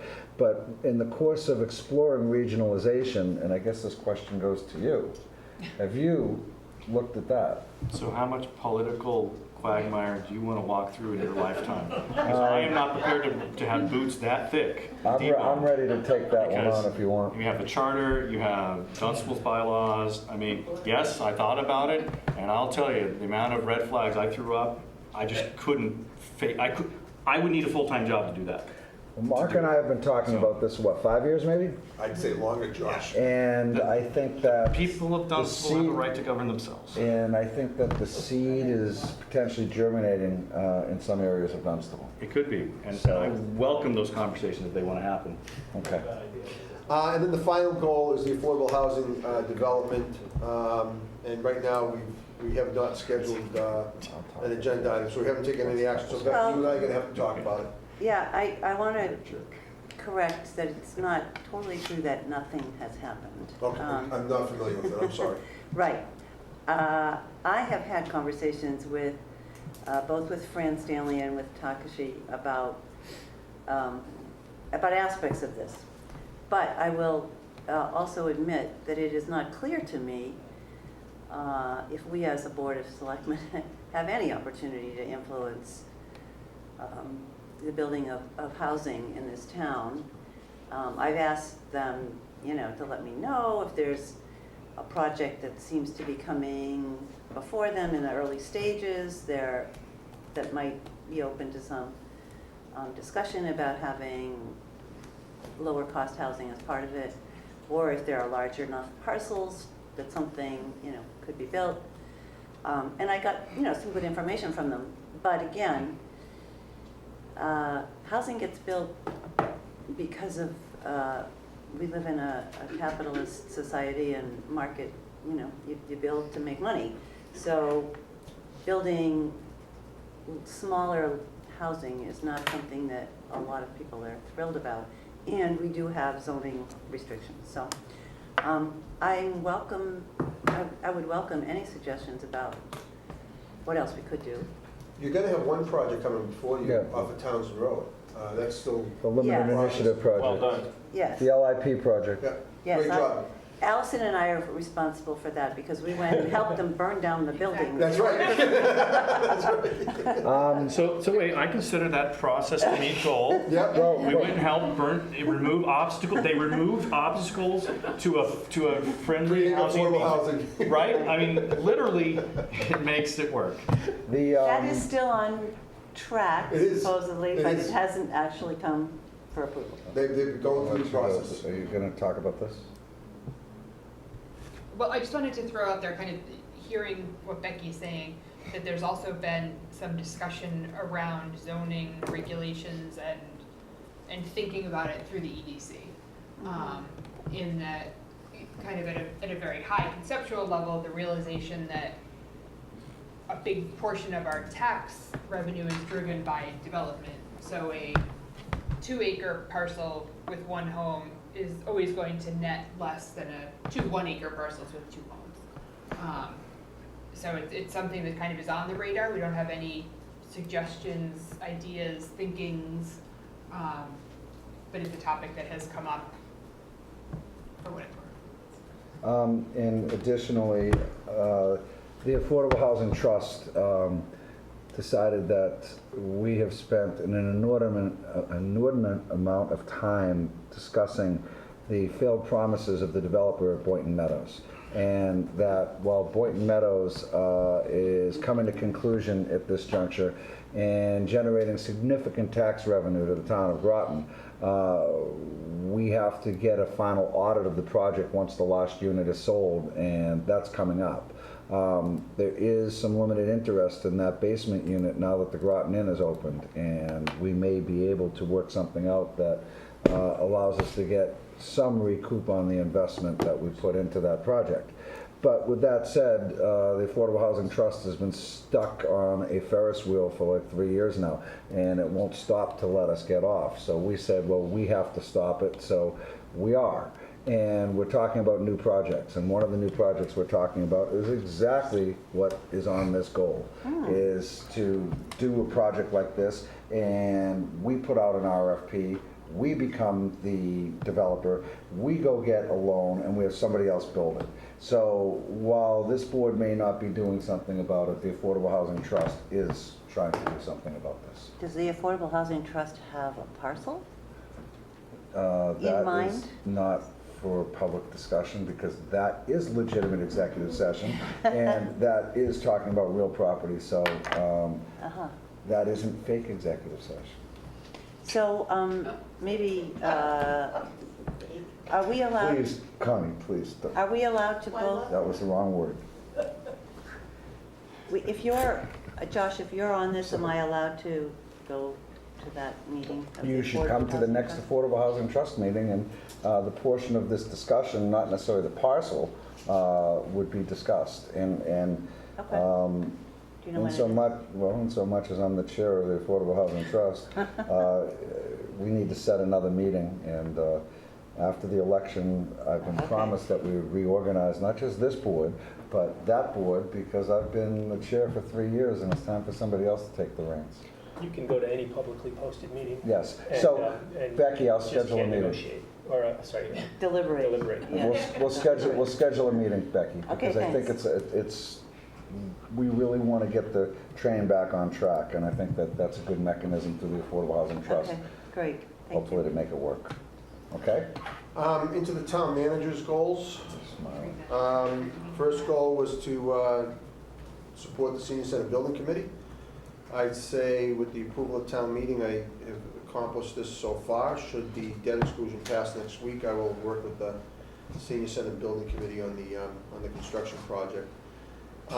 Assist the selectmen in their goals, we just went over that. Recreational marijuana initiative, pending the outcome of the ballot question. OPEB policy, we talked about that.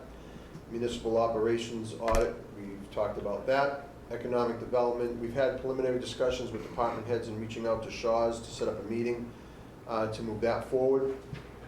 And we are in the process of trying to get going now that the sewer project is completed. So that goal is underway as well. With regards to engaging the public on select board happenings, this goal is underway. One of the things we've done is roll out the new interactive feature on our website. We also, thanks to the board's direction, we've also added an additional agenda item for ongoing issues that will help keep the public informed of issues before the board.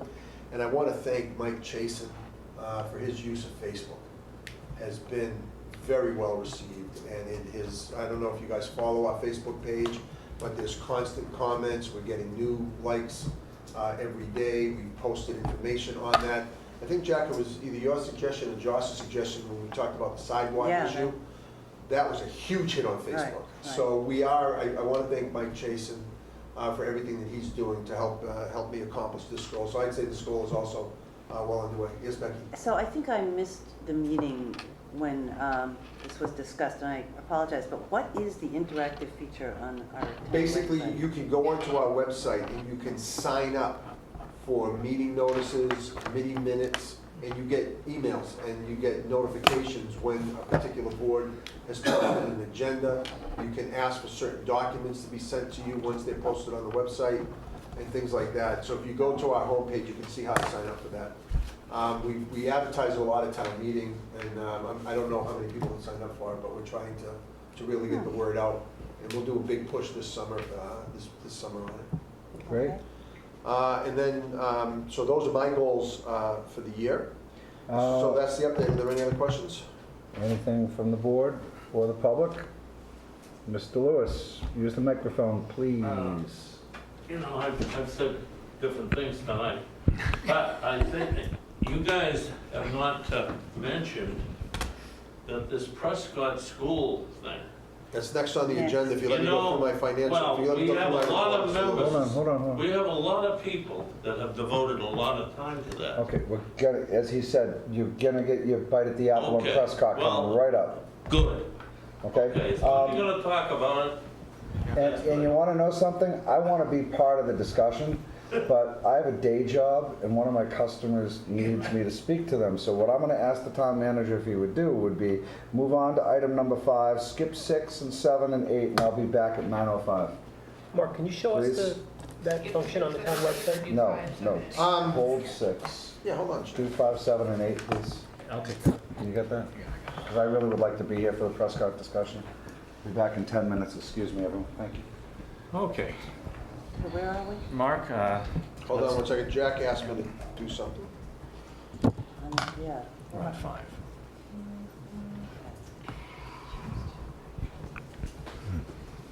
Can we do No, it on the town before our website. next meeting or something? I mean, instead of. Yeah, let me, Jack, I'll do a demonstration. So for some reason, it's kicking me out. You need to be able to go and find it on our homepage, Yeah, right? I know, and I just Well, did that. I before. don't know why I Okay. didn't go in there. Yeah, I understand. Town of Groton. 7-hour meeting now, just letting you know. Right. Jack, I don't know what's going on with my computer. Okay. Sorry about that. I will get that out to the board. Okay. Item number 5, Mr. Chairman, our land use director and building commission have recommended I appoint Norman Card as plumbing inspector for the town of Groton. Mr. Card will be replacing John Murphy, who resigned earlier this year. I've made that appointment. I'm notifying the board this evening, would ask you to consider ratifying that. For those of you, and I'm sure Josh will remember, Mr. Card was our previous plumbing inspector many years ago, so we're excited to bring him back. Was there a challenge or a reason that Mr. Murphy resigned?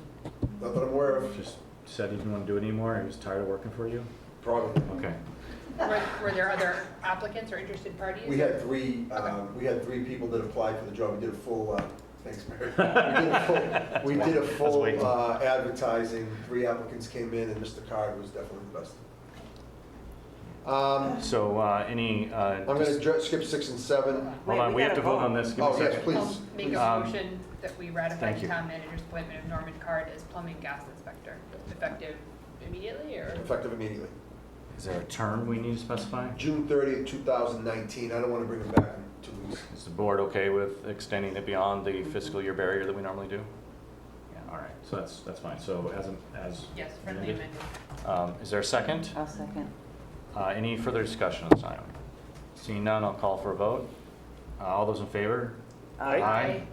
And any opposed? So that's 4-0-0. Mr. Chairman, I've appointed Claire Hansen and Ellen. Sorry, on one moment on this one, please pull out Claire Hansen as a separate vote for this, Okay. because I have a conflict of interest. Yep, no problem. Thank I've you. appointed Anna Leonard, Justin Otteson, Ashley Siciliano, Declan Lowney, George Lowney as lifeguards, Courtney Murray and Amber Edwards as camp staff. I'd ask the board to ratify those appointments. Any discussion on these? These are This paid is- positions, correct? Correct. Yeah, And sorry. this is, the term is The summer, for the summer For the of summer. 2018? correct. Do we- This goes through August, September 1st. Do we have dates? I'm sorry. Is it, Are there specific dates of beginning and end? Yeah, they start on Memorial Day and go through Labor Day. These aren't like the appointed officials where you have a Right. hard stop on June 30th. Okay. May I get So either a motion for everybody except for Claire, or Claire first, please, just so I can avoid the I conflict of move we interest. appoint Claire Ratify Hanson, the appointment. ratify the appointment of Claire Hanson to the town manager's appointment of Claire Hanson to country club staff. Second. All right, any discussion? All those in favor, signify by saying aye. Aye. Aye. And I abstain. That's a 3-0-1.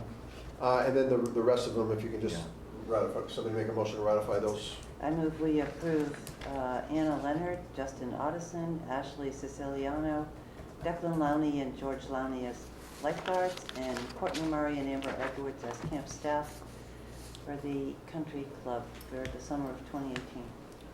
Second. It's been moved and seconded. Is there any further discussion? Seeing none, call for vote. All those in favor signify by saying aye. Aye. It's 4-0-0. Mike Bouchard is coming up on an election, and he is really shorthanded. So April Iannacone, who was an election worker for many years for us and a great employee for many years, has agreed to come back and work the election. So Mike asked me to appoint her as an election worker. I do that enthusiastically. So I'd ask the board to ratify that. April's a great election worker for us. Any questions from the board? This is from Mr. Bouchard, correct? Asking us to do this on his behalf? Correct. This is my appointment. It's Mark's appointment. You ratify my Okay, appointment. thank you. I'm doing it at the request of Mike Bouchard. There you go. I Thank you. move that we ratify the town manager's appointment of April Iannacone as an election worker. Second, please. Second? are there dates on that? Moved and seconded That'll go through June 30th this year. That's just, through the election. Any further discussion? She may show up on the reappointment list, I'm not sure. Seeing none, call for a vote. All those in favor, signify by saying aye. Aye. Mr. Chairman, I'm going to skip Unanimous. over the other business until Josh gets back. We 'cause did that's a. skip over number 7, which I think you said. Josh asked me to skip over 7 as well. I think he made a mistake. If you don't mind doing number 7, that'll be okay. Oh, okay. He asked for 6. Right. I thought he said 6 and 7. He misspoke. Okay. And he corrected himself in Yeah. muttering by me. Sorry about that. So as you know, the town of Groton adopted Mass General Law, Chapter 41, Section 97A, the so-called Strong Police Chief Statute.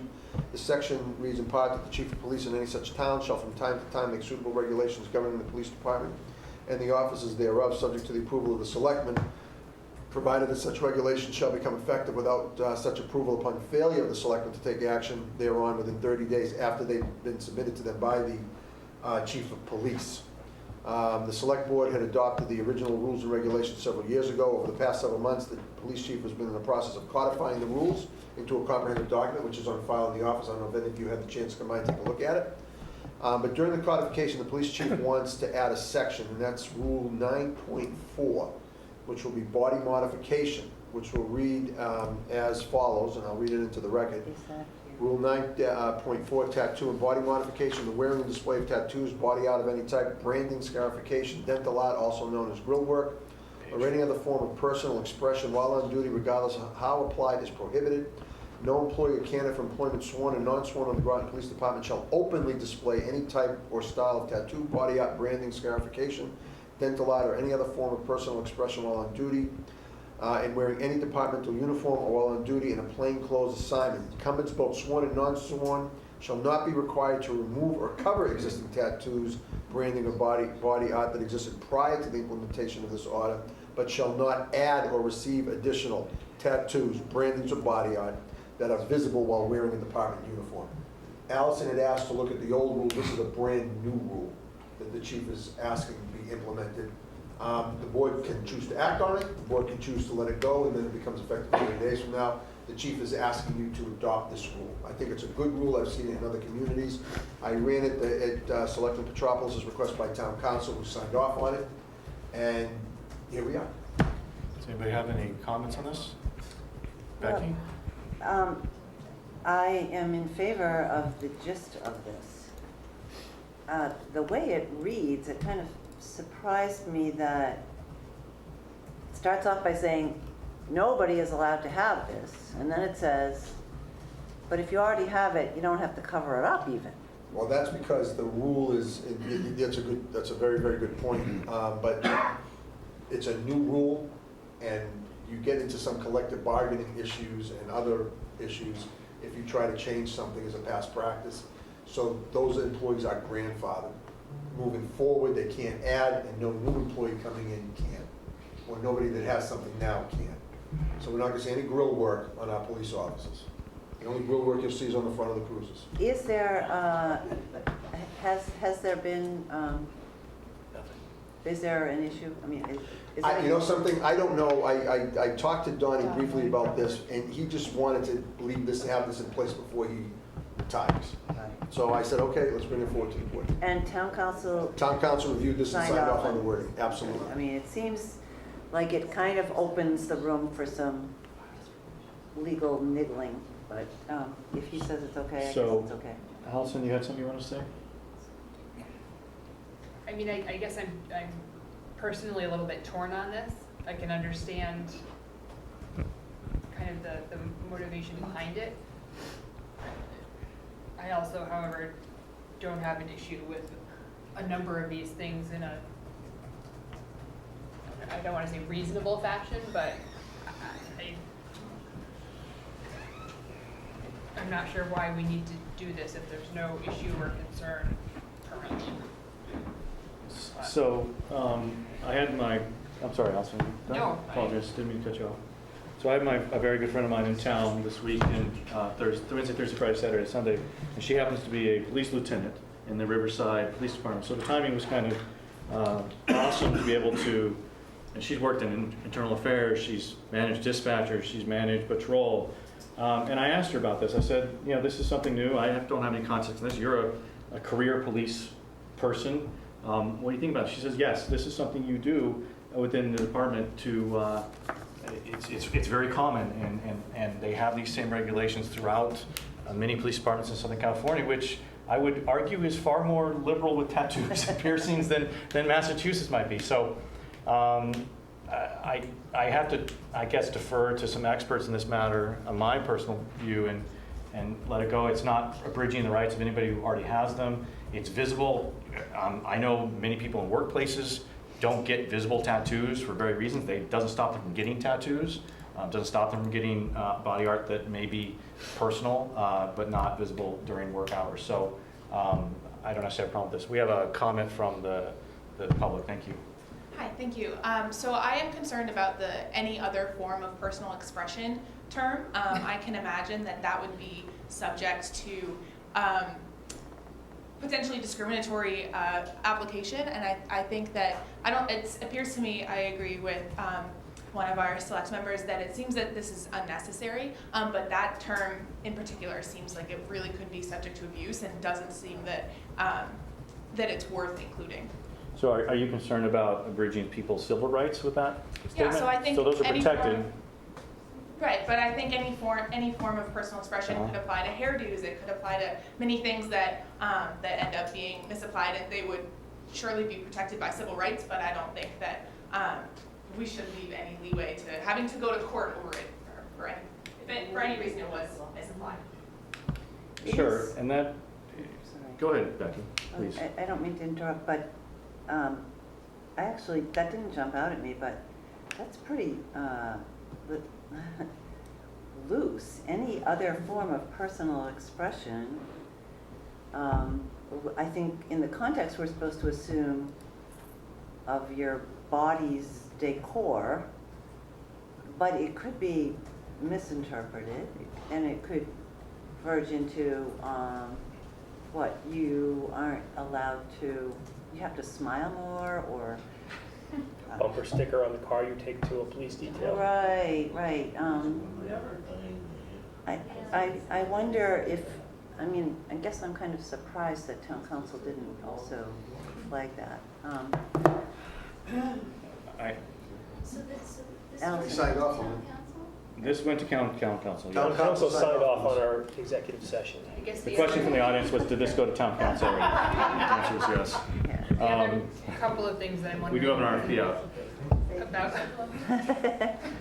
I'm wondering about a couple other things that potentially kind of are part of this to me, and that those would be kind of makeup and piercing your, ears or noses or what are, I mean, You know, I understand this. I think there is a measure of trust and respect and I'm gonna say conformity that can be sometimes required of, and that's why they wear a uniform also, right? There's a sense of conformity in that uniform. There's a sense of they're representing the Groton Police Department. They're conformed like that, and there may be and there are legitimate organizational reasons for not having someone stick out as not a member of the department. You know, again, these are very valid concerns. I would hope that these would get ironed out in the natural ebb and flow of relationships between employee and employer. I don't think this type of thing would come to a grievance point of view, and there are also union laws that protect these individuals. So, you know, the union can certainly come back and say that they have a challenge with some of this, and we negotiate that accordingly.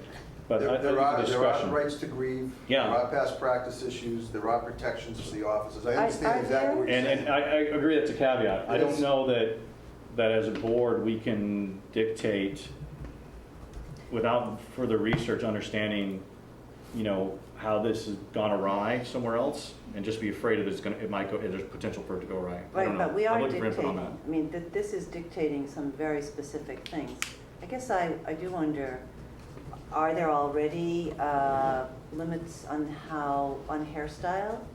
You know, on dreadlocks, on how wild of a hairstyle or strange or unusual or colorful a hairstyle one is allowed to have as a police officer in our department? Yeah. Mark, is that? I'm sorry, I was looking at I'm trying to find the email from town council. Go ahead. Her question. Are there already any limits or guidelines about hairstyles? Oh, absolutely. If you look at the rules and regs, you can't have facial hair.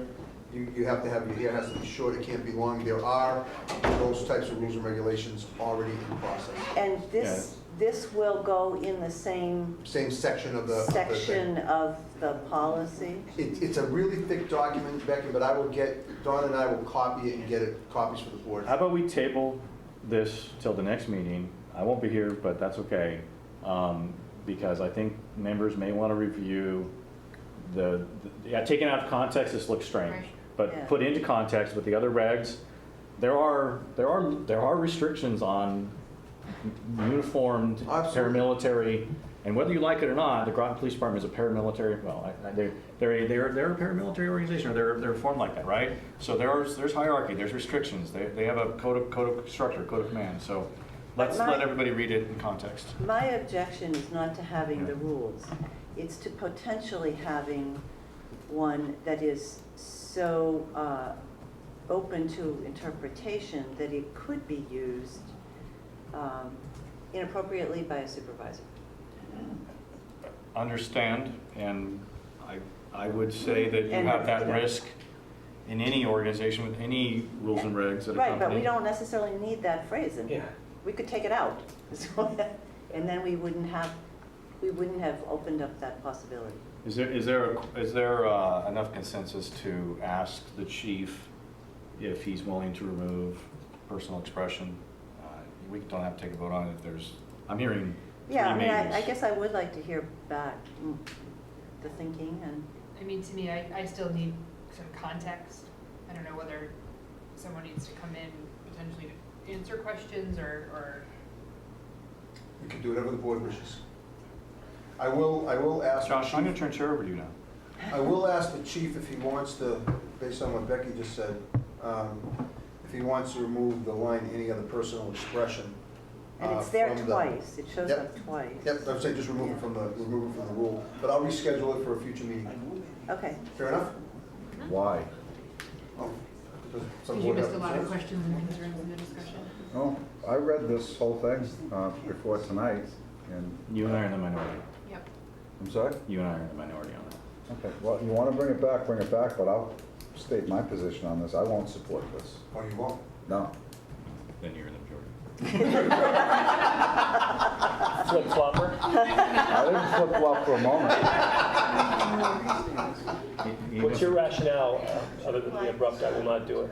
That surprised me too, Barry. I didn't see that one What's my coming. rationale? I Yeah, believe it's that we live in a free nation where people have the right to express their positions, and if they want to put a tattoo on their body and they want to have it on their hand, and it might not exist today, and they want to get that I think that's their right to do it. Do they have the Now, right to have if a there is ponytail? part of the job application description and not as part of this that says that no tattoos will be done, that's different than doing You this. can't do it without that rule though, Joshua.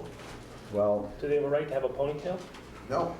Josh? do I have a right not to Does a shave man- and wear long hair? No, we're talking about the police force. They Does the don't. police force have the right to have the ponytail? That's my question. Well, it's not a right. So let me ask Josh, please. My guess is probably no, and no Should facial they? hair. Should they?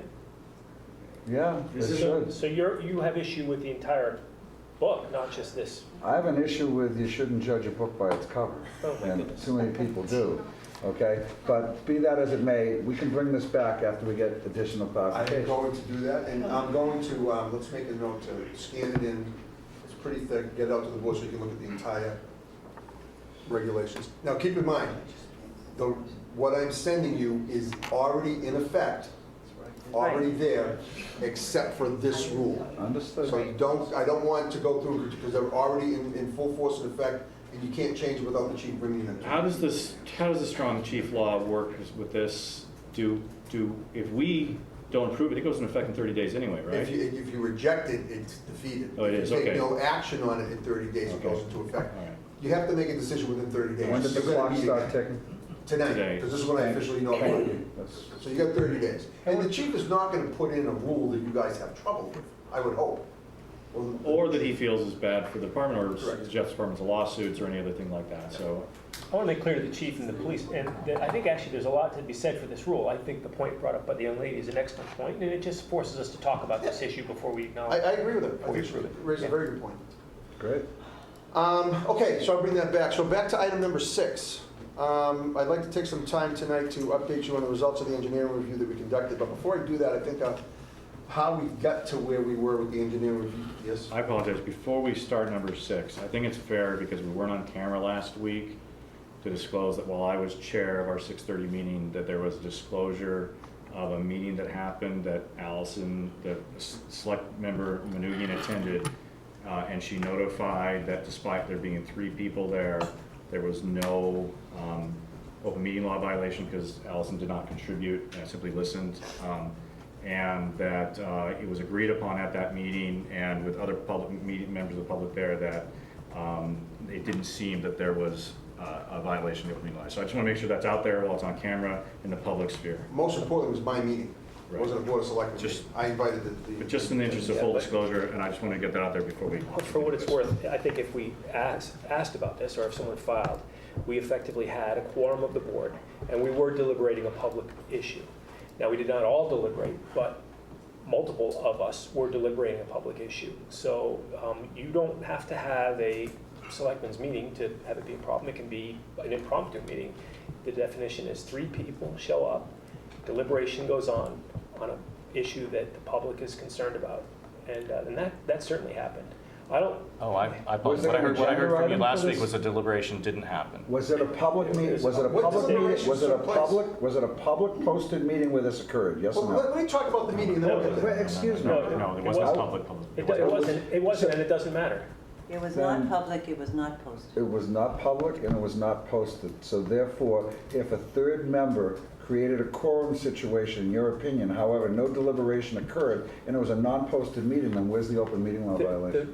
There is a contention that no deliberation occurred, but it is hard to see that when in fact we talked about issues that are relevant to the town, such as the Prescott School and whether or not it should be granted a business use class, and multiple selectmen were making arguments about that. We can't say that all 3 did, but you don't have to have all 3 for a quorum to reach the status of a quorum is present and deliberates. As acting chair, I understood that, and that only questions were asked, and it was made clear to me that members at the time didn't feel this way. I'm concerned that the member now, perhaps after more thought, has Correct. decided that the way you displayed the responses to the questions last Monday are not the same. And I'm concerned about that, because it would have been nice to have had a little bit more factual as I was asking questions, being the only member who didn't attend this meeting, trying to figure out what was You going on. weren't the only member that didn't attend. The only present member last week, excuse me. So it seems like now we might have a bigger issue to decide, and I can only say that at this point, I think that it needs to have its own agenda item perhaps next week. Please, I sorry. spoke last week and said that I agreed that there was no deliberation. Right. And I think that part of the interpretation of the law has to do with what exactly is deliberation. And in my opinion, we were not deliberating. We were asking questions and we were receiving information. I And we were agree sometimes 100%. giving information, but we were not making decisions, so that Any member of this body or any member of the public is free to file an open meeting law violation should you so choose.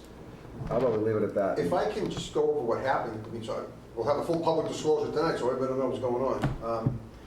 Basically, what had happened was the Board of Selectmen at a duly posted public meeting, and by a vote of the majority members of the board, you directed the town manager to procure a engineering firm to come in and do a code review of the Prescott School, and you asked me to work with the Friends of Prescott in developing and doing that process.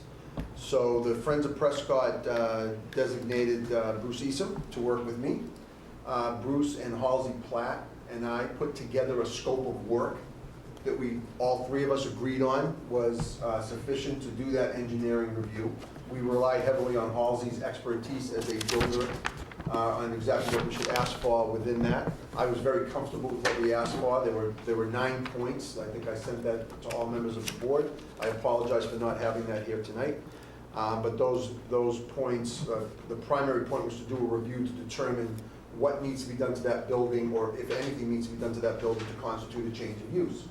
The purpose of the meeting that you were just discussing last week was to have the engineer come in and sit down with the building inspector and myself and Selectman Petropolis and Pine as interested selectmen in this, select board members in this issue.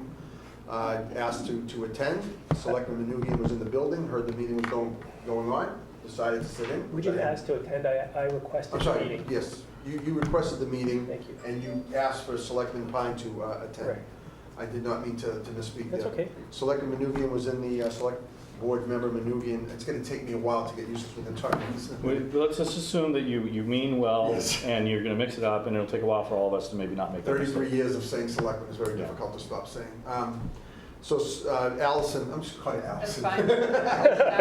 fine. Allison was in the building and said, hey, do you mind if I sit in? I'm never gonna say no to one of my bosses to come in and sit in on a meeting.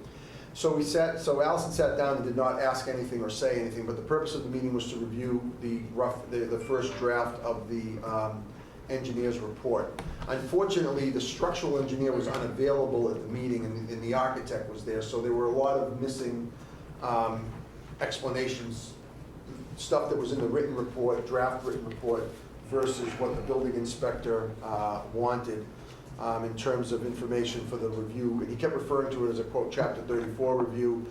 And I had an email exchange with the engineer today, and one of the engineers found it troubling that he referred to it as a Chapter 34 review because it's no longer Chapter 34. It's now called an IEP review or some new thing under the new code. And one of the engineers came back and said, hey, a building official that's been around for 30 years is going to call it Chapter 34, just like I've been calling you selectmen all night. And the engineer wrote back and said, I still refer to it as Route 128, even though it's Route 95. So basically, the bottom line is there was more information that the building commissioner wants that needs to be done in order to satisfy his review of that building.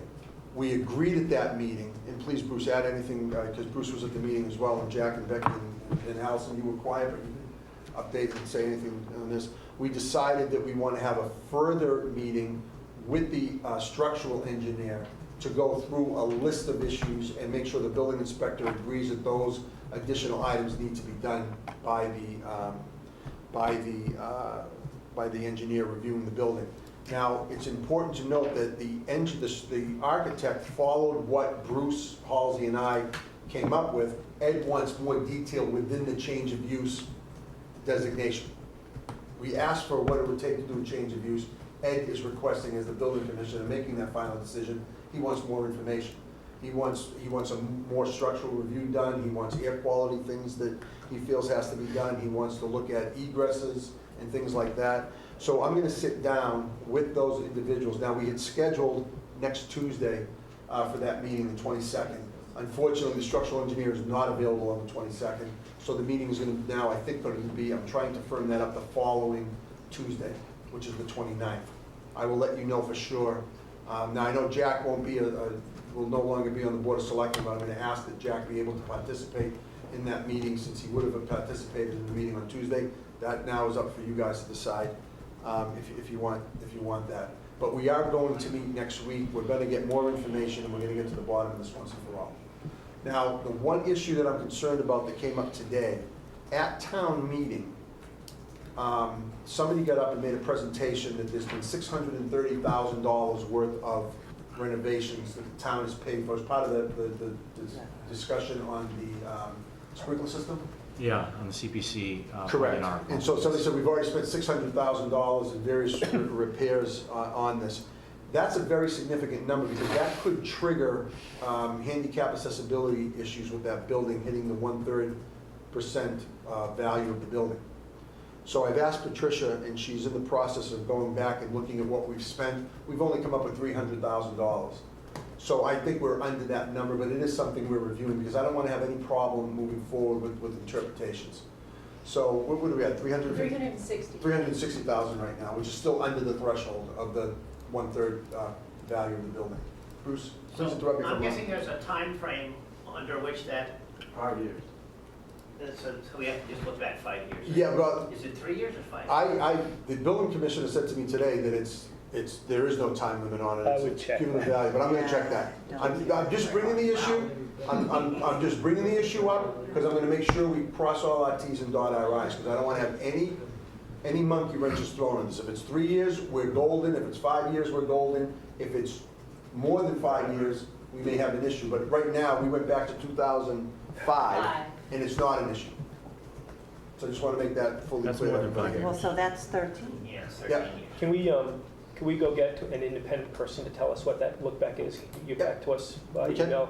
We absolutely When can. will you get back to us with that? I don't know, Jack. Maybe Maybe tomorrow? tomorrow, maybe the next day. I got a lot going on, but I will get to it when I can get to it. Thank you. So bottom line is, we're in the process of getting the information. I have another meeting scheduled. We're gonna have all the players at the table. Halsey's gonna participate, Bruce is gonna participate. I'm working with the Friends of Prescott on this. They help me with the scope of work. I'm very comfortable with the process moving forward. So that's my update. Thank you for your update. Allison, when we start down your end. So, part of the reason that I opted to attend this meeting, knowing that there was potential for a open meeting law issue, was concern about the process and about the neutrality with which things are being handled. At the meeting, several items came up that the engineer had not been previously aware of, some of which I would consider to be fairly significant. And I remain very concerned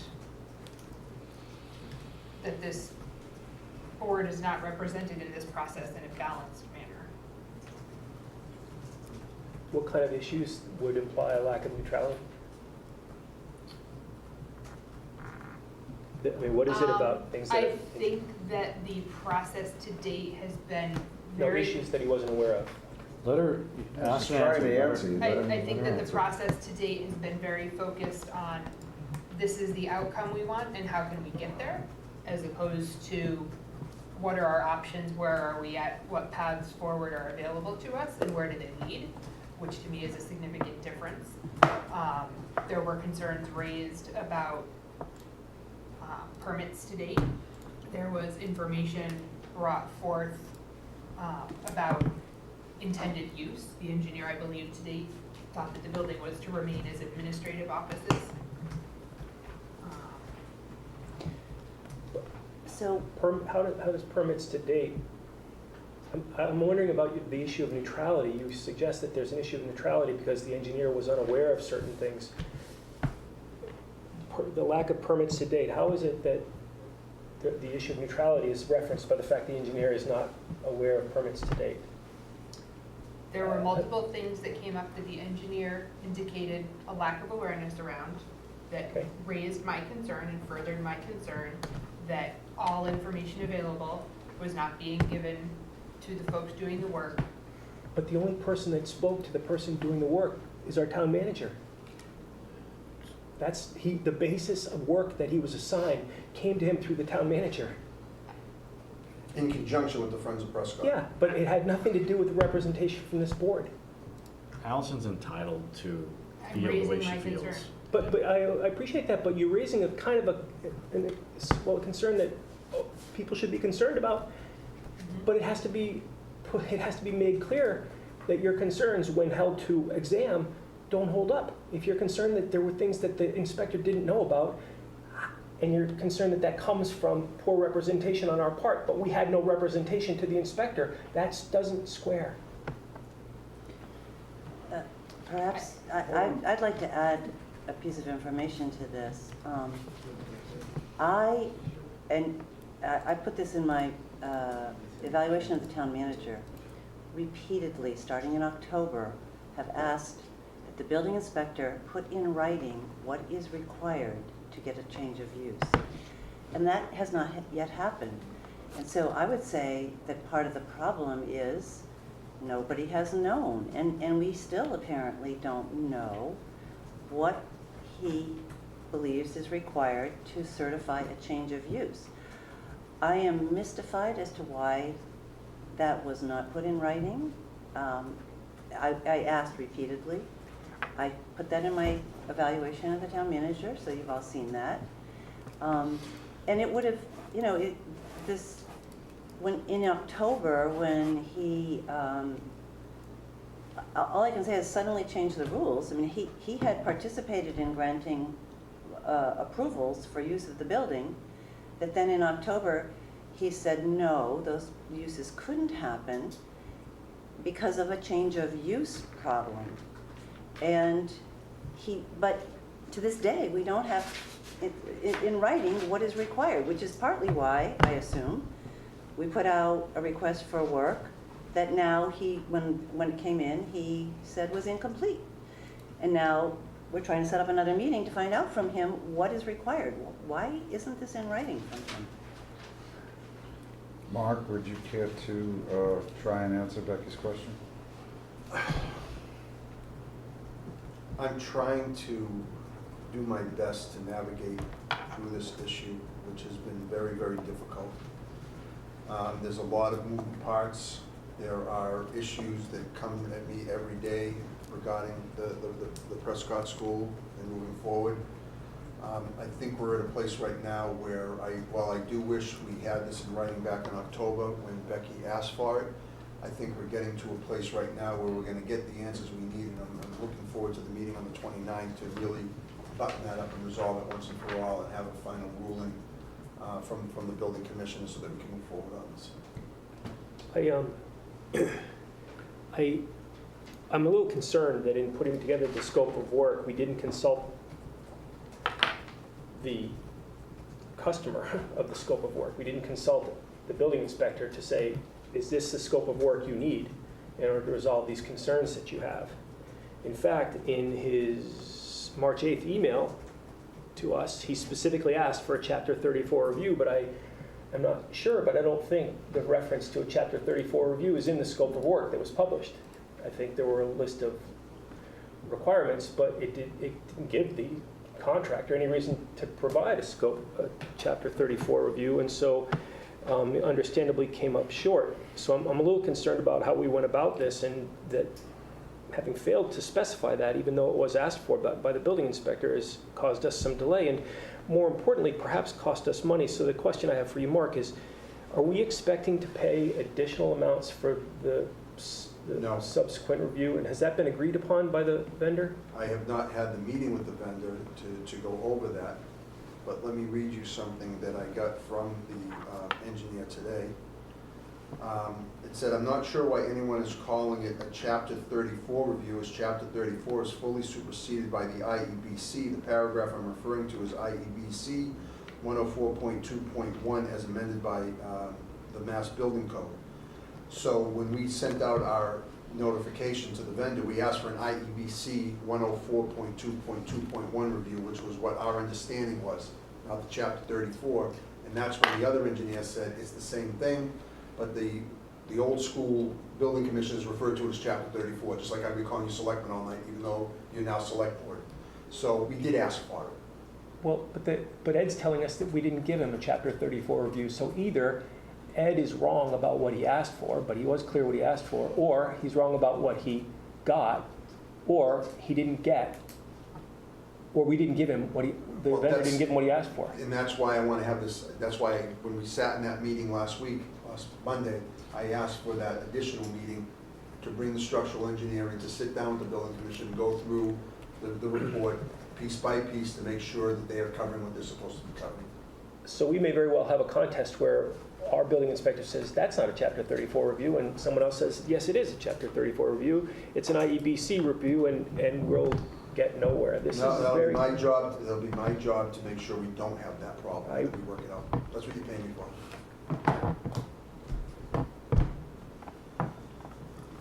I'm concerned moving forward with the, it sounds like an intention to continue to have two members of the Board of Selectmen present at all of these meetings, guiding kind of process and outcome. I don't know whether anyone else has. I share your concern, and my understanding of this meeting was that Jack had requested to attend when the meeting was scheduled, and all of a sudden it turned into Becky's at the meeting, and then Allison's at the meeting, and I think it would have gone a lot smoother if Jack had attended the meeting as originally planned without any interference from any other members of the Board of Selectmen. Well, if I may, I'll tell you what was originally planned. What was originally planned was that we would bring this tonight as an agenda item, and that Ed should be here to talk about this issue. And then it occurred to me that this could get ugly, and that it would be much better to have resolved this ahead of time in a small, non-public meeting with Ed, and correct me where I'm wrong here, Mark. I agree with everything you're saying. With Ed and the inspector who came to do the meeting, and Mark, and then we could have a sit-down meeting and go through the report. And I asked Mark to invite Ed, Becky, the inspector, and Ed, and Mark to the meeting, and that's what happened. It was always to include Becky, and that's because Becky and I have been working on this together, and I think that it's been, I actually don't know if we formally were right termed it, but we've never really held, it's always been clear that we have. But I want to correct something. There have not been other meetings. There have not been other meetings that Jack and I were at with people like this.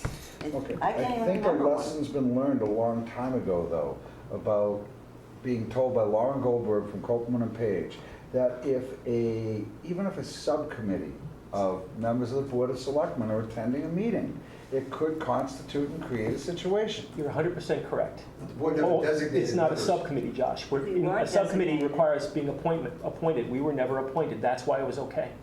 So And it was Mark's meeting. That's correct. Jackson a member of our audience was kind enough to point out optics earlier and how things look and how things feel. And I have to admit that when I see two selectmen going into a private meeting, the optics are terrible to me. And if any selectman ever tries to do that to me, it's not a request as a department head and it's not a liaison type thing. That's something I won't do. And without this, there's a challenge in that. And suddenly a selectman shows up, a third selectman shows up, which, by the way, are members of the public allowed? They probably are. It's a public thing going on, but it's not necessarily a public meeting. I don't, how do we navigate this world? And we're public officials, and this is a public interest. And we have members of the board who, in fact, by their mere presence, are 20 to 40% of that board, and you can't take that away. And I've said this before, it's a really strange thing to have more than one member of a board attend a meeting like that, you know, in their capacity as board members. And it's just strange to me. And I know that we can't stop government, but government's slow, and it's public, and it's messy, and one of the reasons is because we need to avoid these optics. And I guess I'm disappointed that after what happened last year with the Finance Committee situation, that board members pulled the same thing again in dragging it into another private meeting. I don't know to what you're discuss. talking about. Well, there was a meeting interviewing Before you members got of the on Finance board. Committee, and you know, a member of the board asked another member to be there, and that's not the best way to go about business. But we And were that's just recently going to have 2 select board members on the police interview committee. That's different. And that was a is a public public meeting. body, and that is a charge, and that is a public meeting. No, it's not meeting in All right, we public. should probably get focused Sure back it on is. It's the an issue executive session. of Prescott here. It's an Mr. Chair. executive session meeting. It absolutely is. There is a distinction and there is a difference. And I think that the optics are very poor, and that if another meeting is to occur, Mark, you have the option of making a public meeting or one member of this board attends. That's how I feel about that. I don't know, I'd like to poll you folks Let me- about let that. me- Mark ask shouldn't you be a in this question. position of trying to prevent people from, you know, What's he the can't issue say with no this? to select members. He can't do that. I'm asking right now, I agree, I'm never gonna say no to the select board. I mean, Ever. you kind I like my job. of crud he can receive for Are we that. setting policy on meetings right now, or are we discussing the Prescott issue? No, on the I'm- agenda? We're trying to bring get this back to past Prescott. this to discuss I would this. like the opportunity to sit in a room with the building commissioner, the engineers, Bruce Eason, to hash this out, nobody else. I think Ed is feeling, based on some comments with the newspaper, and I know, Becky, we've had this conversation, part of my review has put Ed's back against the wall. And I think having any member of the board, whether it's Allison, Josh, Barry, Becky, Jack, John next week, participating in that meeting, I think it's not going to go well. I would like to just be able to sit down with the building commissioner, the engineers, Friends of Prescott, because that's the direction the board gave us, to work with Friends of Prescott and try and work this out. I'm asking, if the board wants to participate, I'll never say no, I'm making a suggestion. I think that certain members of this board were elected by the electorate specifically to represent the issues of Prescott on their part to the town, and that it's completely appropriate for special interests like this to be represented by selectmen who have particular interests in those special interests. I think it's the obligation of those selectmen to do so fairly and to not withhold information, as an example, or not oppress, but to represent the constituency that put them there for something that that constituency wants. And let's make no mistake that the constituency, the public, has voted year after year with hundreds of thousands of dollars saying they want to advance this thing. So let's make this really simple. Mark, post it as a public meeting and have all the selectmen show up if I'll they tell want. you, there's no way you're gonna have a good meeting Agreed. having it as Just a posted meeting. just- Agreed. Yeah, but that, Agreed. I think that's a huge mistake. Well, I think that you're. I'm sorry, Chris, I don't mean to disagree with you, I think Well, it's a mistake. I'm tired of running around in circles about this here. I understand your point, Jack. Your point's well taken. It's And I don't representative I don't disagree with it, Jack, but I just don't see how you can preclude any other member for the board so to attend. we have liaison roles where, people, from what I can tell, are engaging in a fair amount of, policy making and meetings and understanding other entities in our government. So why don't we put the liaison to the building commissioner on, which would be me, and I'll go to the meeting. You are the liaison. I don't Serious, I'm very serious about this. That's my role as a member. By the time the 29th comes on, Jack, you're a member of the public, okay, at that juncture. Hold on, let me finish my thought, please. If you want to invite Jack could come to the meeting as a member of the public still, because he's an interested party, and he's followed this through, and that's how I think it should go down. And right now, we haven't even discussed anything or heard from the public. We're going in circles about a meeting. I have to say that I think that this has, as Mark said, become a highly contentious issue. I think your position on this has been not universally clear to the public, and I think that if you are the representative of the Board of Selectmen, the public, that we will do more harm than good to the public's perception of their representation here. What exactly did you just say in Are you English? talking to Josh or to? You were talking to me? Yeah. My commitment to Prescott and the Friends of the Prescott's been very clear, okay? That I think it should work. I want it to work. However, I don't want it to work at taxpayer expense. That is what I've said time and time again. And that I don't have a bias one way or another whether it works or not. What I want to see happen, though, is a fair and impartial review that allows the building commissioner to be able to make a determination as to the change of use of that building and whether it is legal or not, and what would have to be done to make it legal. Now, if you don't think that I can use my discretion and be impartial in that, then you're saying that you don't trust me as a selectman. Well, that's not true. That's not actually what I said at all. That's what I I heard. appreciate that that's what you heard, but what I meant to say was my read of the public perception here.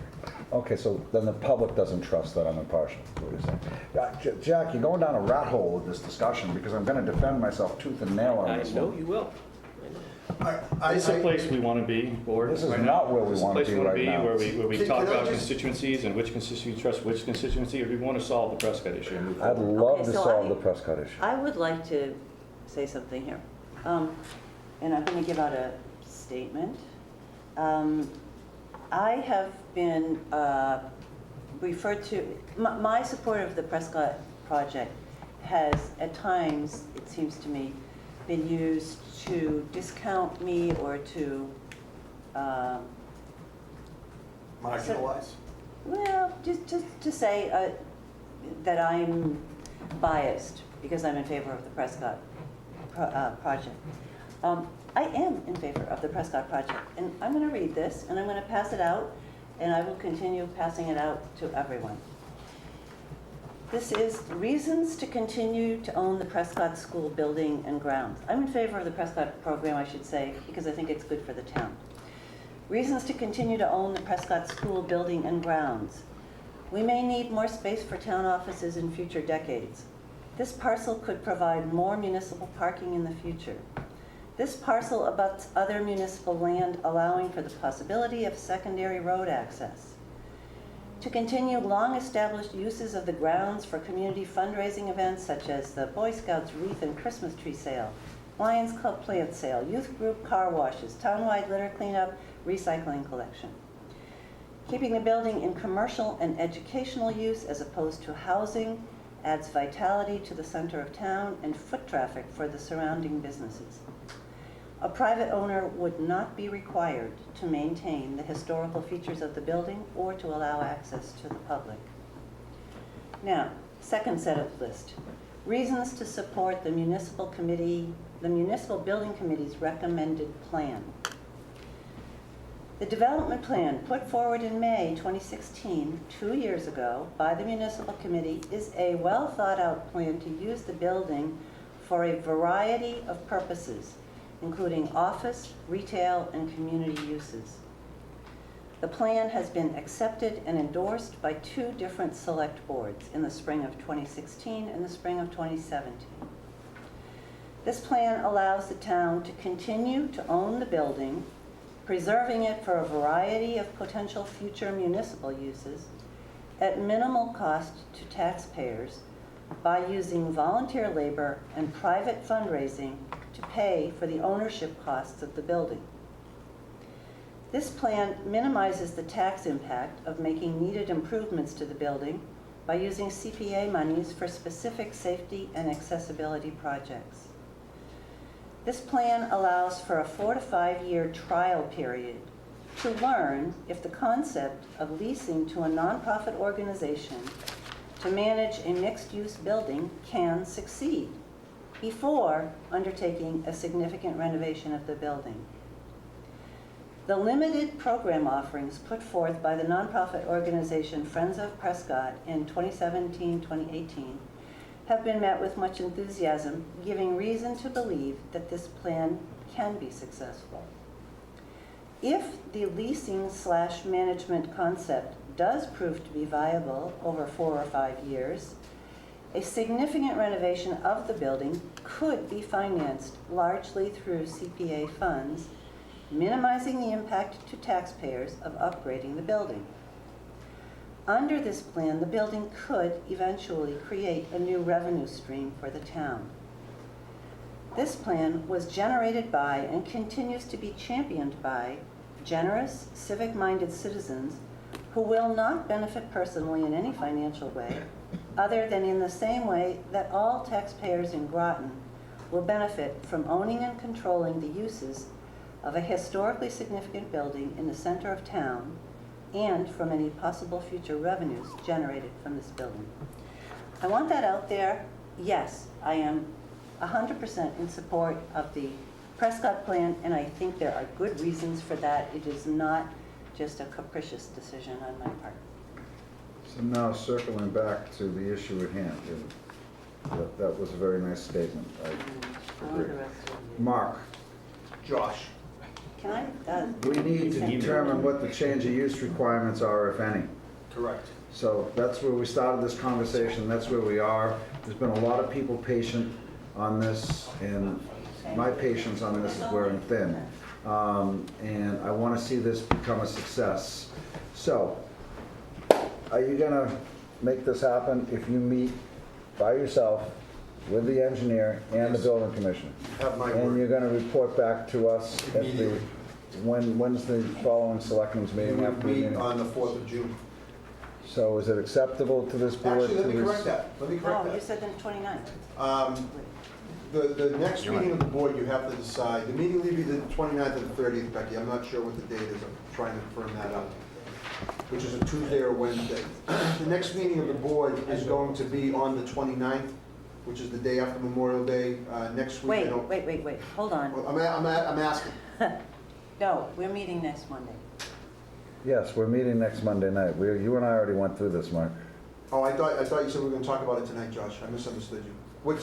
Right now, I have In nothing on the my agenda for next Monday. probable last act as chair, I'm stating we're meeting next Monday Okay. night. We're meeting next Monday. Thank you. All right, then the next meeting after that would be then June 4th, which would be your board reorganization meeting, which would be after the meeting on the 29th or 30th that I would have, and that would be on the agenda for that night. So you would have something for me on the 4th. So we will skip meeting, our board will skip Memorial. Memorial Day, unless if something comes up between now and the legal posting requirements, we would meet on that Tuesday night. So we're not meeting on Tuesday. You're not meeting on Tuesday after Memorial Day at Can the you guys just moment. send me a calendar invite and let me We're meeting next Monday night, you're not meeting the day after I'm not Memorial going to be Day. there next Monday night, with no apologies to the town. My daughter has a concert, and I'm going to attend that.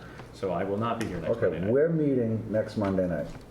I'm What are we okay doing about meeting on- Prescott? I'm okay meeting on the 29th also. We normally meet every week. There's a In ton the of work. summer, we don't meet every week, in the summer, we meet. I know, it's not Can summer we get yet. back to discussing Prescott and when we're gonna meet on it, please? I agree with you. Oh my goodness. Mark is gonna meet on the 29th or the 30th, I thought I heard him say, with the engineer and the building commissioner. Correct. And that at that juncture, because you are no longer a selectman, if Mark wants to invite you, you could be invited at Mark's discretion. But did we not talk about the value and concept of representative government? And if there is no selectman at that meeting, then the public who's interested in Prescott will not be represented at that I meeting? offered to be there as the liaison, however, I was rebuffed by you. Just telling you the perception that I'm hearing, Josh. And I didn't make the offer, but once you made it, you had to hear the perception. If there are people who are not necessarily in favor of maintaining Prescott and they've raised concerns, should they also be represented in a meeting along that logic? I think they would be represented by a selectman, and certainly could be represented by a selectman. If there's a selectman who would like to say that they're, like to represent that point of view, I'd ask them to show up. I'm just asking, I mean, I don't understand the logic that one couldn't understand there are people on both sides of the issue and navigate it accordingly. I just said that you could have someone on both sides of the issue as a representative of the public. Can I ask a question on this perception thing of the public? Please. All right. The purpose of the meeting is to get the information necessary for the building commissioner to make a decision on whether or not he which is his authority, not the Board of Selectmen's authority, or the Select Board's authority, on the change of use. Having pro and con people there is ridiculous. It's not necessary. You're right. You're gonna have me, you're gonna have Bruce, you're gonna have Halsey, you're gonna have Ed, you're gonna have 3 engineers. Is there 3 engineers doing the report? Is Yes. that what you mean? Yes, when I say 3 engineers, there's a structural, there's the architect, and then there's the, And do you anticipate that Ed will also invite the state building inspectors? this, again? no. Or the No, this meeting is gonna be the Ed and the engineers. ADA, or, I mean, And there were a lot. listen, So my so by feeling is, having 2 members of the Friends of the Prescott be present I think they're at well that represented. meeting makes a tremendous amount of representation in the interests of the Friends of the Prescott, in my opinion. And their voting authority on this board is what? The same as yours would be at that meeting. But can I That's just not my say something? point, The Board of Select, the Select No, Board. the same as meeting- yours would be at that meeting, That Jack. meeting isn't gonna vote That's on exactly it, anything. Josh. You're not being represented, you're not having elected representatives. But with all due respect, Jack, the Select Board has no vote on the change of use That's, whatsoever. It is the building commissioners. Greg, I see your hand up. The I building know. commissioner has demonstrated his responsiveness to our direction in the past. That's how we got the discounted Indian Hill permit. The Board of Selectmen is the fee-setting authority under the statute. The building commissioner collects the fee based on the fee set by the Board of Selectmen. That's an apples and orange discussion, not the same thing, not a valid argument. So the building commissioner determines Also not change fair. of use solely. So please let me have the meeting and we'll resolve this. Let's poll the board right now. How do we want Mark to handle this meeting? Allison? I am fine with Mark handling the meeting as outlined. I'm I'm not fine. comfortable with select board members or former but currently members of the public being there to carry forward one position or another. I agree with Allison. Barry? I think any public member who has who has a interest in this should come to this meeting as their public outlet and let us know that and sway our decision-making process, I guess. I'm worried that we're coming close to a violation of the charter in the realities of the day-to-day duties versus the policy-making duties.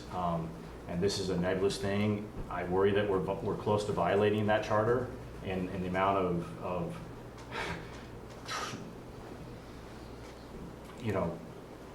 rigmarole that's happened here, and this is what tends to happen when there's very passionate people on both sides of an issue, is that you can lose sight of that.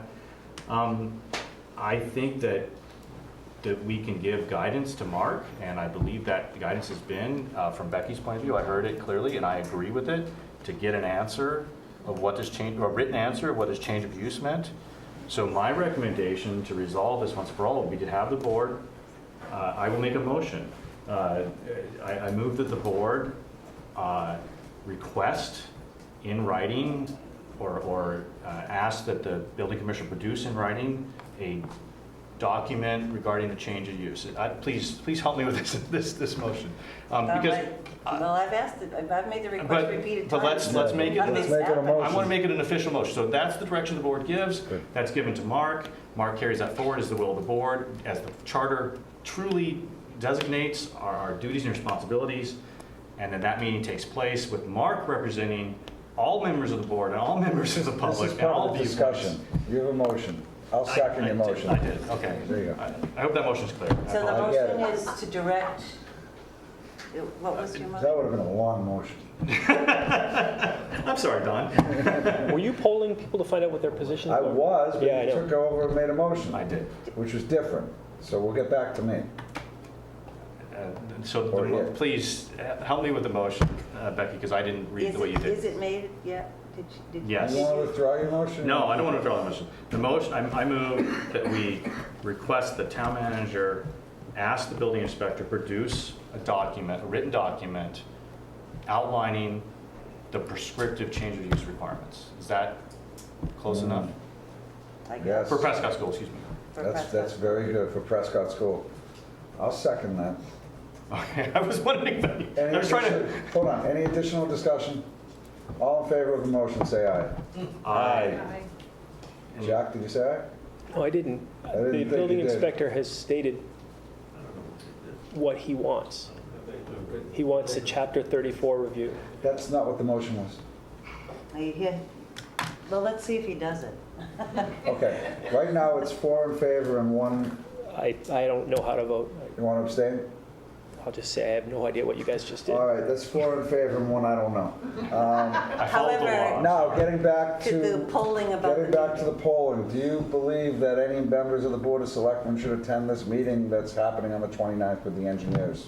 Make it an open meeting and it's all good. If you make it a closed meeting, then no. So you don't support the meeting? I don't support a Board of Selectmen member, active Board of Selectmen member attending this meeting unless it's an open meeting that, That's, so you're in agreement with Allison and me? But can I just clarify, Barry, I think earlier, you said, but any member of the public that's interested could attend. Is that what you said? No. So unless it's a posted meeting. right, well, I asked the question, I mean, is this a meeting that any member of the public could meet? And there's that nebulous thing, you can't, not everybody's invited to a meeting in Mark's office, right? That's right. Becky, where are you on this? I actually don't think I'm terribly important to that meeting. I'm fine with Mark having the meeting with the people that he's suggested. I have no problem if Mark decides he wants to include Jack.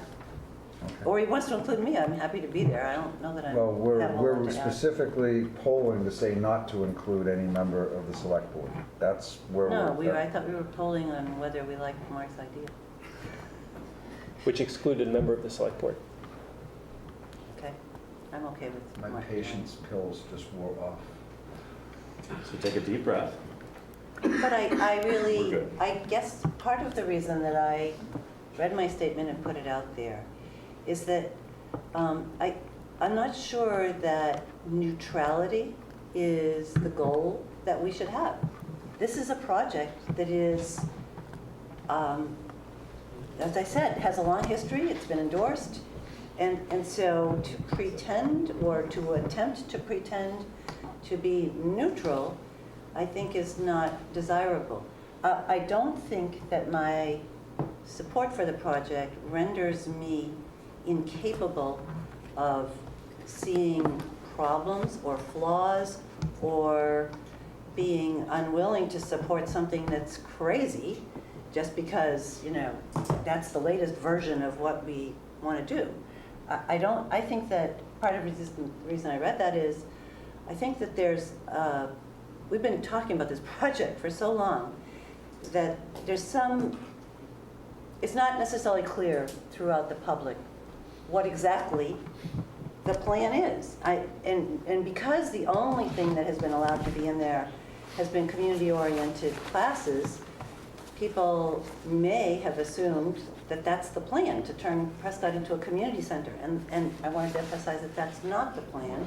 The plan is mixed use, potentially What about the bringing meeting? revenue. What about the meeting? Yes, About the really. meeting. Josh, you got to keep us on track here. I'm trying, but. No, you're not. You got you Hey. intervene. You're trying to get him to shut up me. Yeah. Keep us on track, please. Jack, I think that what we'll do, if we say no selectman attends this, especially no selectman who's an advocate of the building, is we'll reinforce the opinion or the view in the community that this is a project that is off track, that has special interests, and that their representatives are being kept from. And I think that's a bad, bad move. So let's make it an open meeting. so Mark, you have a choice. You have 4 people who don't feel like the selectmen need to be there, and Jack thinks it's a bad idea to not have it include members of the public or selectmen. And Barry suggested just now, make it an open meeting. What's the problem in making an open meeting, Mark? I didn't say members of the public. Absolutely nothing will get accomplished in an open meeting. This is a prime example of it. And I mean that with no disrespect. Fairly stated. I don't mean to be Fairly stated. disrespectful, okay, but. Fairly stated. But Bruce and Halsey, who are on the Friends of Prescott Board of Directors, are going to be in the meeting with me. They help me choose the engineers and the architects that are doing the work. They help me develop the scope that I'm asking for. If that doesn't satisfy the public's desire of advocacy, I don't know what else to tell you. I just know that having the public there or having it as a posted board meeting, nothing is going to get accomplished. Please have faith in me and Bruce. I'm asking you to have faith in Bruce. Bruce appears More to than be me. comfortable. Bruce. I'm totally fine with that. Okay, moving on. Have your meeting, we'll meet again on the 4th. And we'll tell hear us the what results of happened. You this will meeting. hear from me, Becky. I'll be on the phone with you right after the meeting. Thank you. Please let us know what happens. You will. So now, members of the public. Yes, Sue. Just a quick question. Is the state building Microphone. inspector gonna, No. I'm not inviting the state Not building inviting inspector to her. the meeting. I'm So- dealing with the local building commissioner. so that means that his opinion at this point is not relevant? Our local, Ed will make the decision? It's Ed's, under the building code, it's Ed's call as the local building commissioner, correct? Okay. Anything further from the public on this? Greg, you had your hand up, you decided. Yes, Greg, you had your hand up, but I saw it go down, it hasn't been up for a while. You okay, or you, but wait, there's more. I've got a clock out. I think the tension around this issue is palpable. I think letting the town manager do his job, call a meeting, get the right answers is important. But there were comments made, you can see the divisions on this board. This is a town project, this shouldn't be a town project. We're going to have to resolve that as a community. The report that was submitted 2 years ago had a plan. We are 2 years into the 5-year phase 1. We've had, in those 2 years, 3 CPA grants approved at town meeting to invest in this town building. The use issue needs to be resolved. The sooner the better.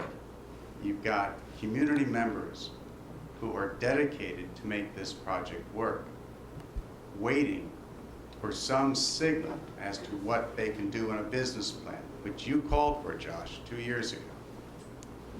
I would, at the risk of leaving this dangling, I was critical of this board July 17th of 16, was it 16 or 17, when we were asked to submit a list of next steps. We said, this is a blueprint. What you need is a development committee to implement the plan. That gets to some of Jack and Becky's advocacy. And for those who have been opposed to the plan, perhaps some of the questioning of whether this is neutral or not. So we have to end the tension. We've got to come together around this project or walk away from it. The town has invested 3 CPA, $400,000 on top of the $600,000 in the past 20 years. There's a desire to do something. If the project fails, there's no harm, no foul here. That's what we said in the report. But please, this tension is dragging, it's dividing the community unnecessarily. I think Mark, as the town manager, should hold his meeting. We should understand the potential uses. But without a development committee, this isn't a town project. It is a siloed approach to the next problem that comes down the pike, and we spin our wheels, and the tension gets us nowhere. So I would appeal to you to start thinking, is this a town project? Then it deserves a development committee, just like the senior We need to get the center. answer, Greg, though, first, on whether the change of use I is agree. allowable. I wholeheartedly agree with you, but we're talking about something that has to happen, but not right now. We're in violent agreement. You asked me to speak. No, but. I had this it's itch just I had to 10 scratch. 10 o'clock, and not that you folks haven't been patient waiting for this discussion, but I think it's been had, and we're gonna have another one on June 4th or 5th, whatever that date is, after we have our answer. So, thank you all on this topic. We have other items on the agenda still. That 6-hour over-under is starting to come close. I got Vegas on the line. Have we completed your town manager's report? You're into other business, Mr. Chairman, which is the discussion of the annual review of the town manager. I'm really looking forward to that. Okay, so. Can I request a recess for 3 minutes, please? Go It's ahead. been Go a ahead. long time. Excuse me for a moment. We have a 3-minute recess Well, Just for me. for Barry. So, minutes, let's go to liaison reports. Anyone? No? Minutes, begin Okay, on... I move we approve the minutes of the special meeting of April 22nd, 2018. Second. That was one of our sessions with Patrick. Allison took excellent minutes. You know, well, I Allison- read tons of stuff in this Allison always packet. takes excellent minutes. Allison's concise. Wow, Just this lucky they don't goes... come in a spreadsheet. Yes, motion's been made and seconded. Further discussion. All in favor? Aye. And special meeting minutes of April 29th. I move we approve the special meeting minutes of April 29th, 2018. Second. Motion's been made and seconded. Further discussion. All those in favor? Aye. Aye. Joint meeting with the Finance Committee of March 19th, 2018. I move we approve the minutes. They're in two parts. The joint meeting with the Finance Committee of March 19th, 2018. Motion's been made. Second? Seconded. Further discussion. All those in favor? Aye. Aye. Actually, yeah, I was remote. You were remote. Yeah, I was gonna say, I don't remember being there, but I was on the phone on that. And regularly scheduled meeting minutes of April 9th, 2018. I move we approve the regularly scheduled meeting minutes of April 9th, 2018. Second. Further discussion. All those in favor? Aye. I'm sorry. I'll make a motion that we approve the minutes from our meeting prior to town meeting on April 30th. Second. Further discussion. All in favor? Aye. Abstain. And I am an aye on the previous one. I hadn't said anything yet. That's the April 9th. You got it. You're an aye. Yeah, I hadn't said anything yet. And now moving on to discussion of how to change the there's Barry. The discussion of the annual review of the town manager.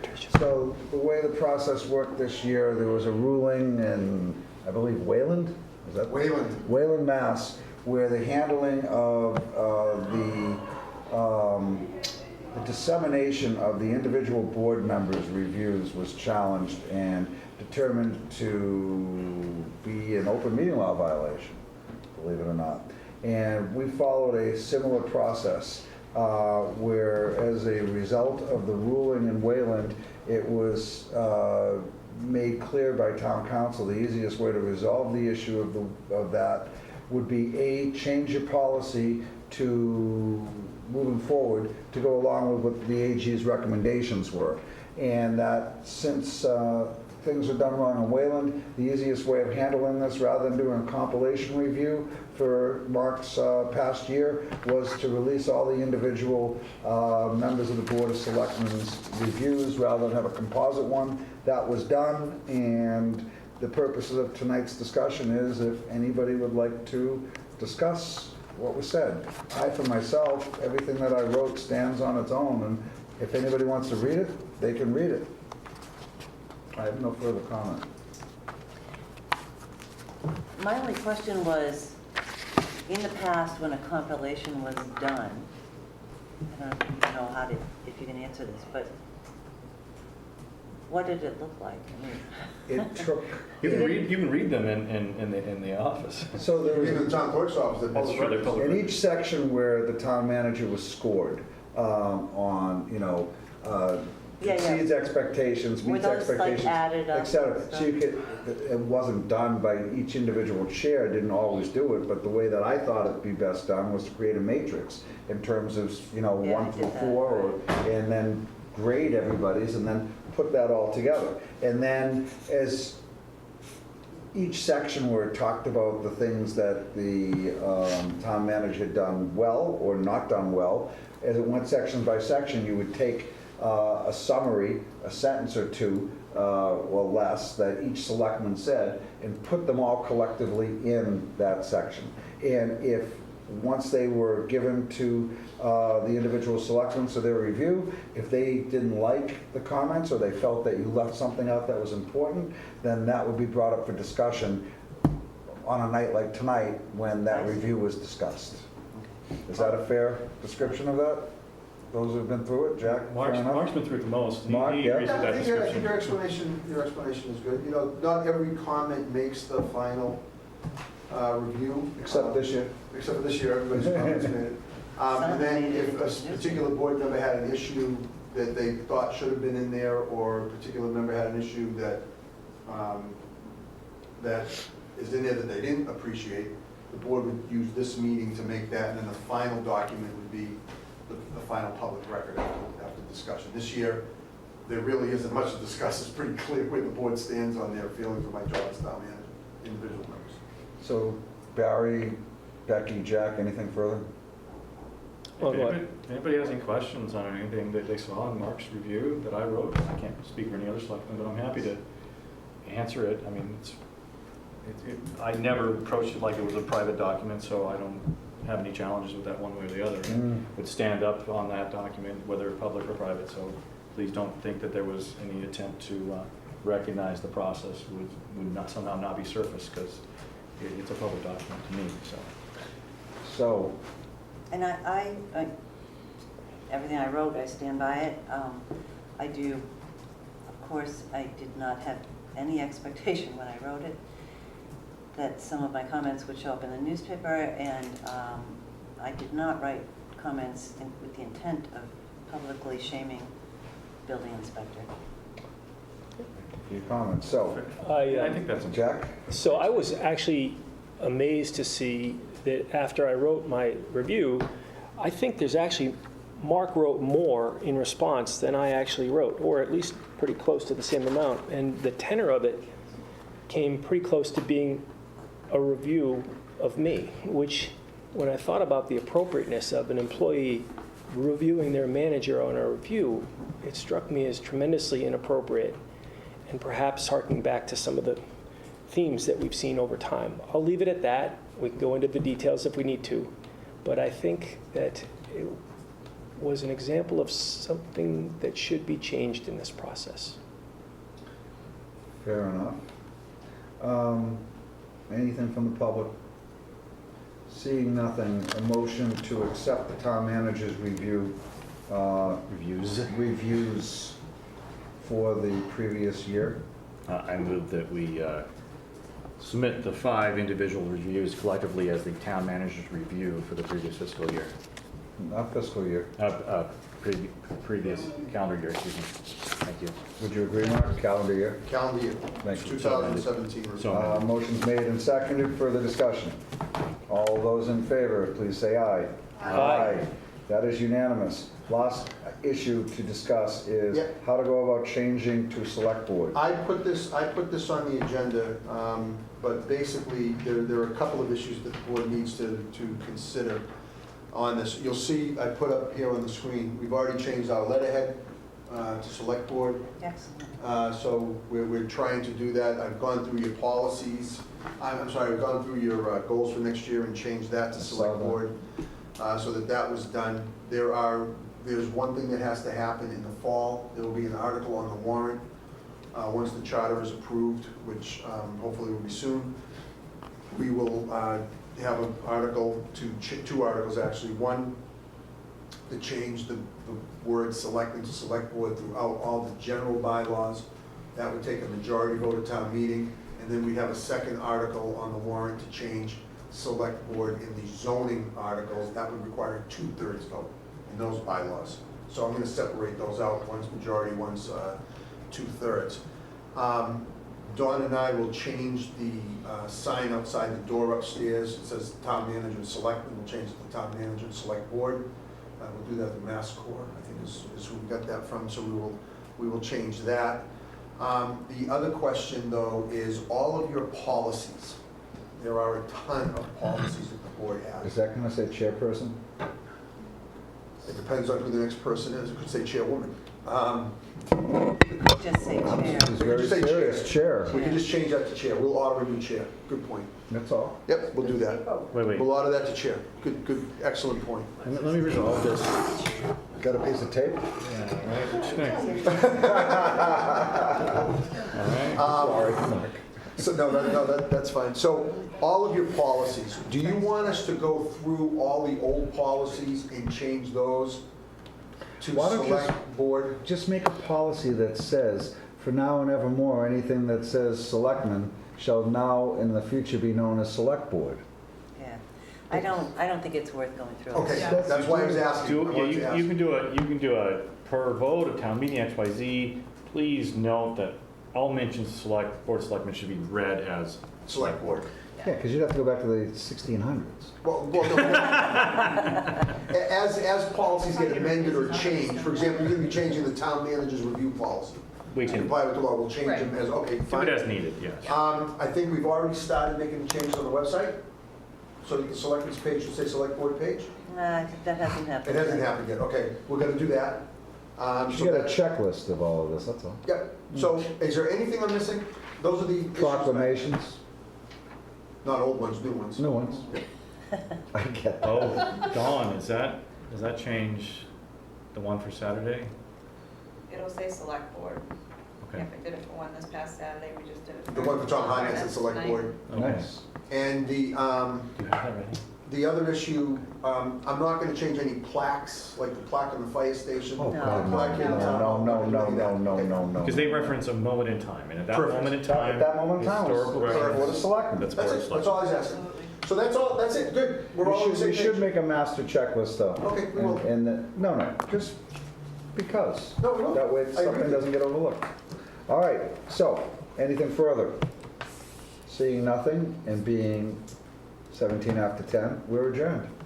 Very good. Maybe a Celtics update here in a second.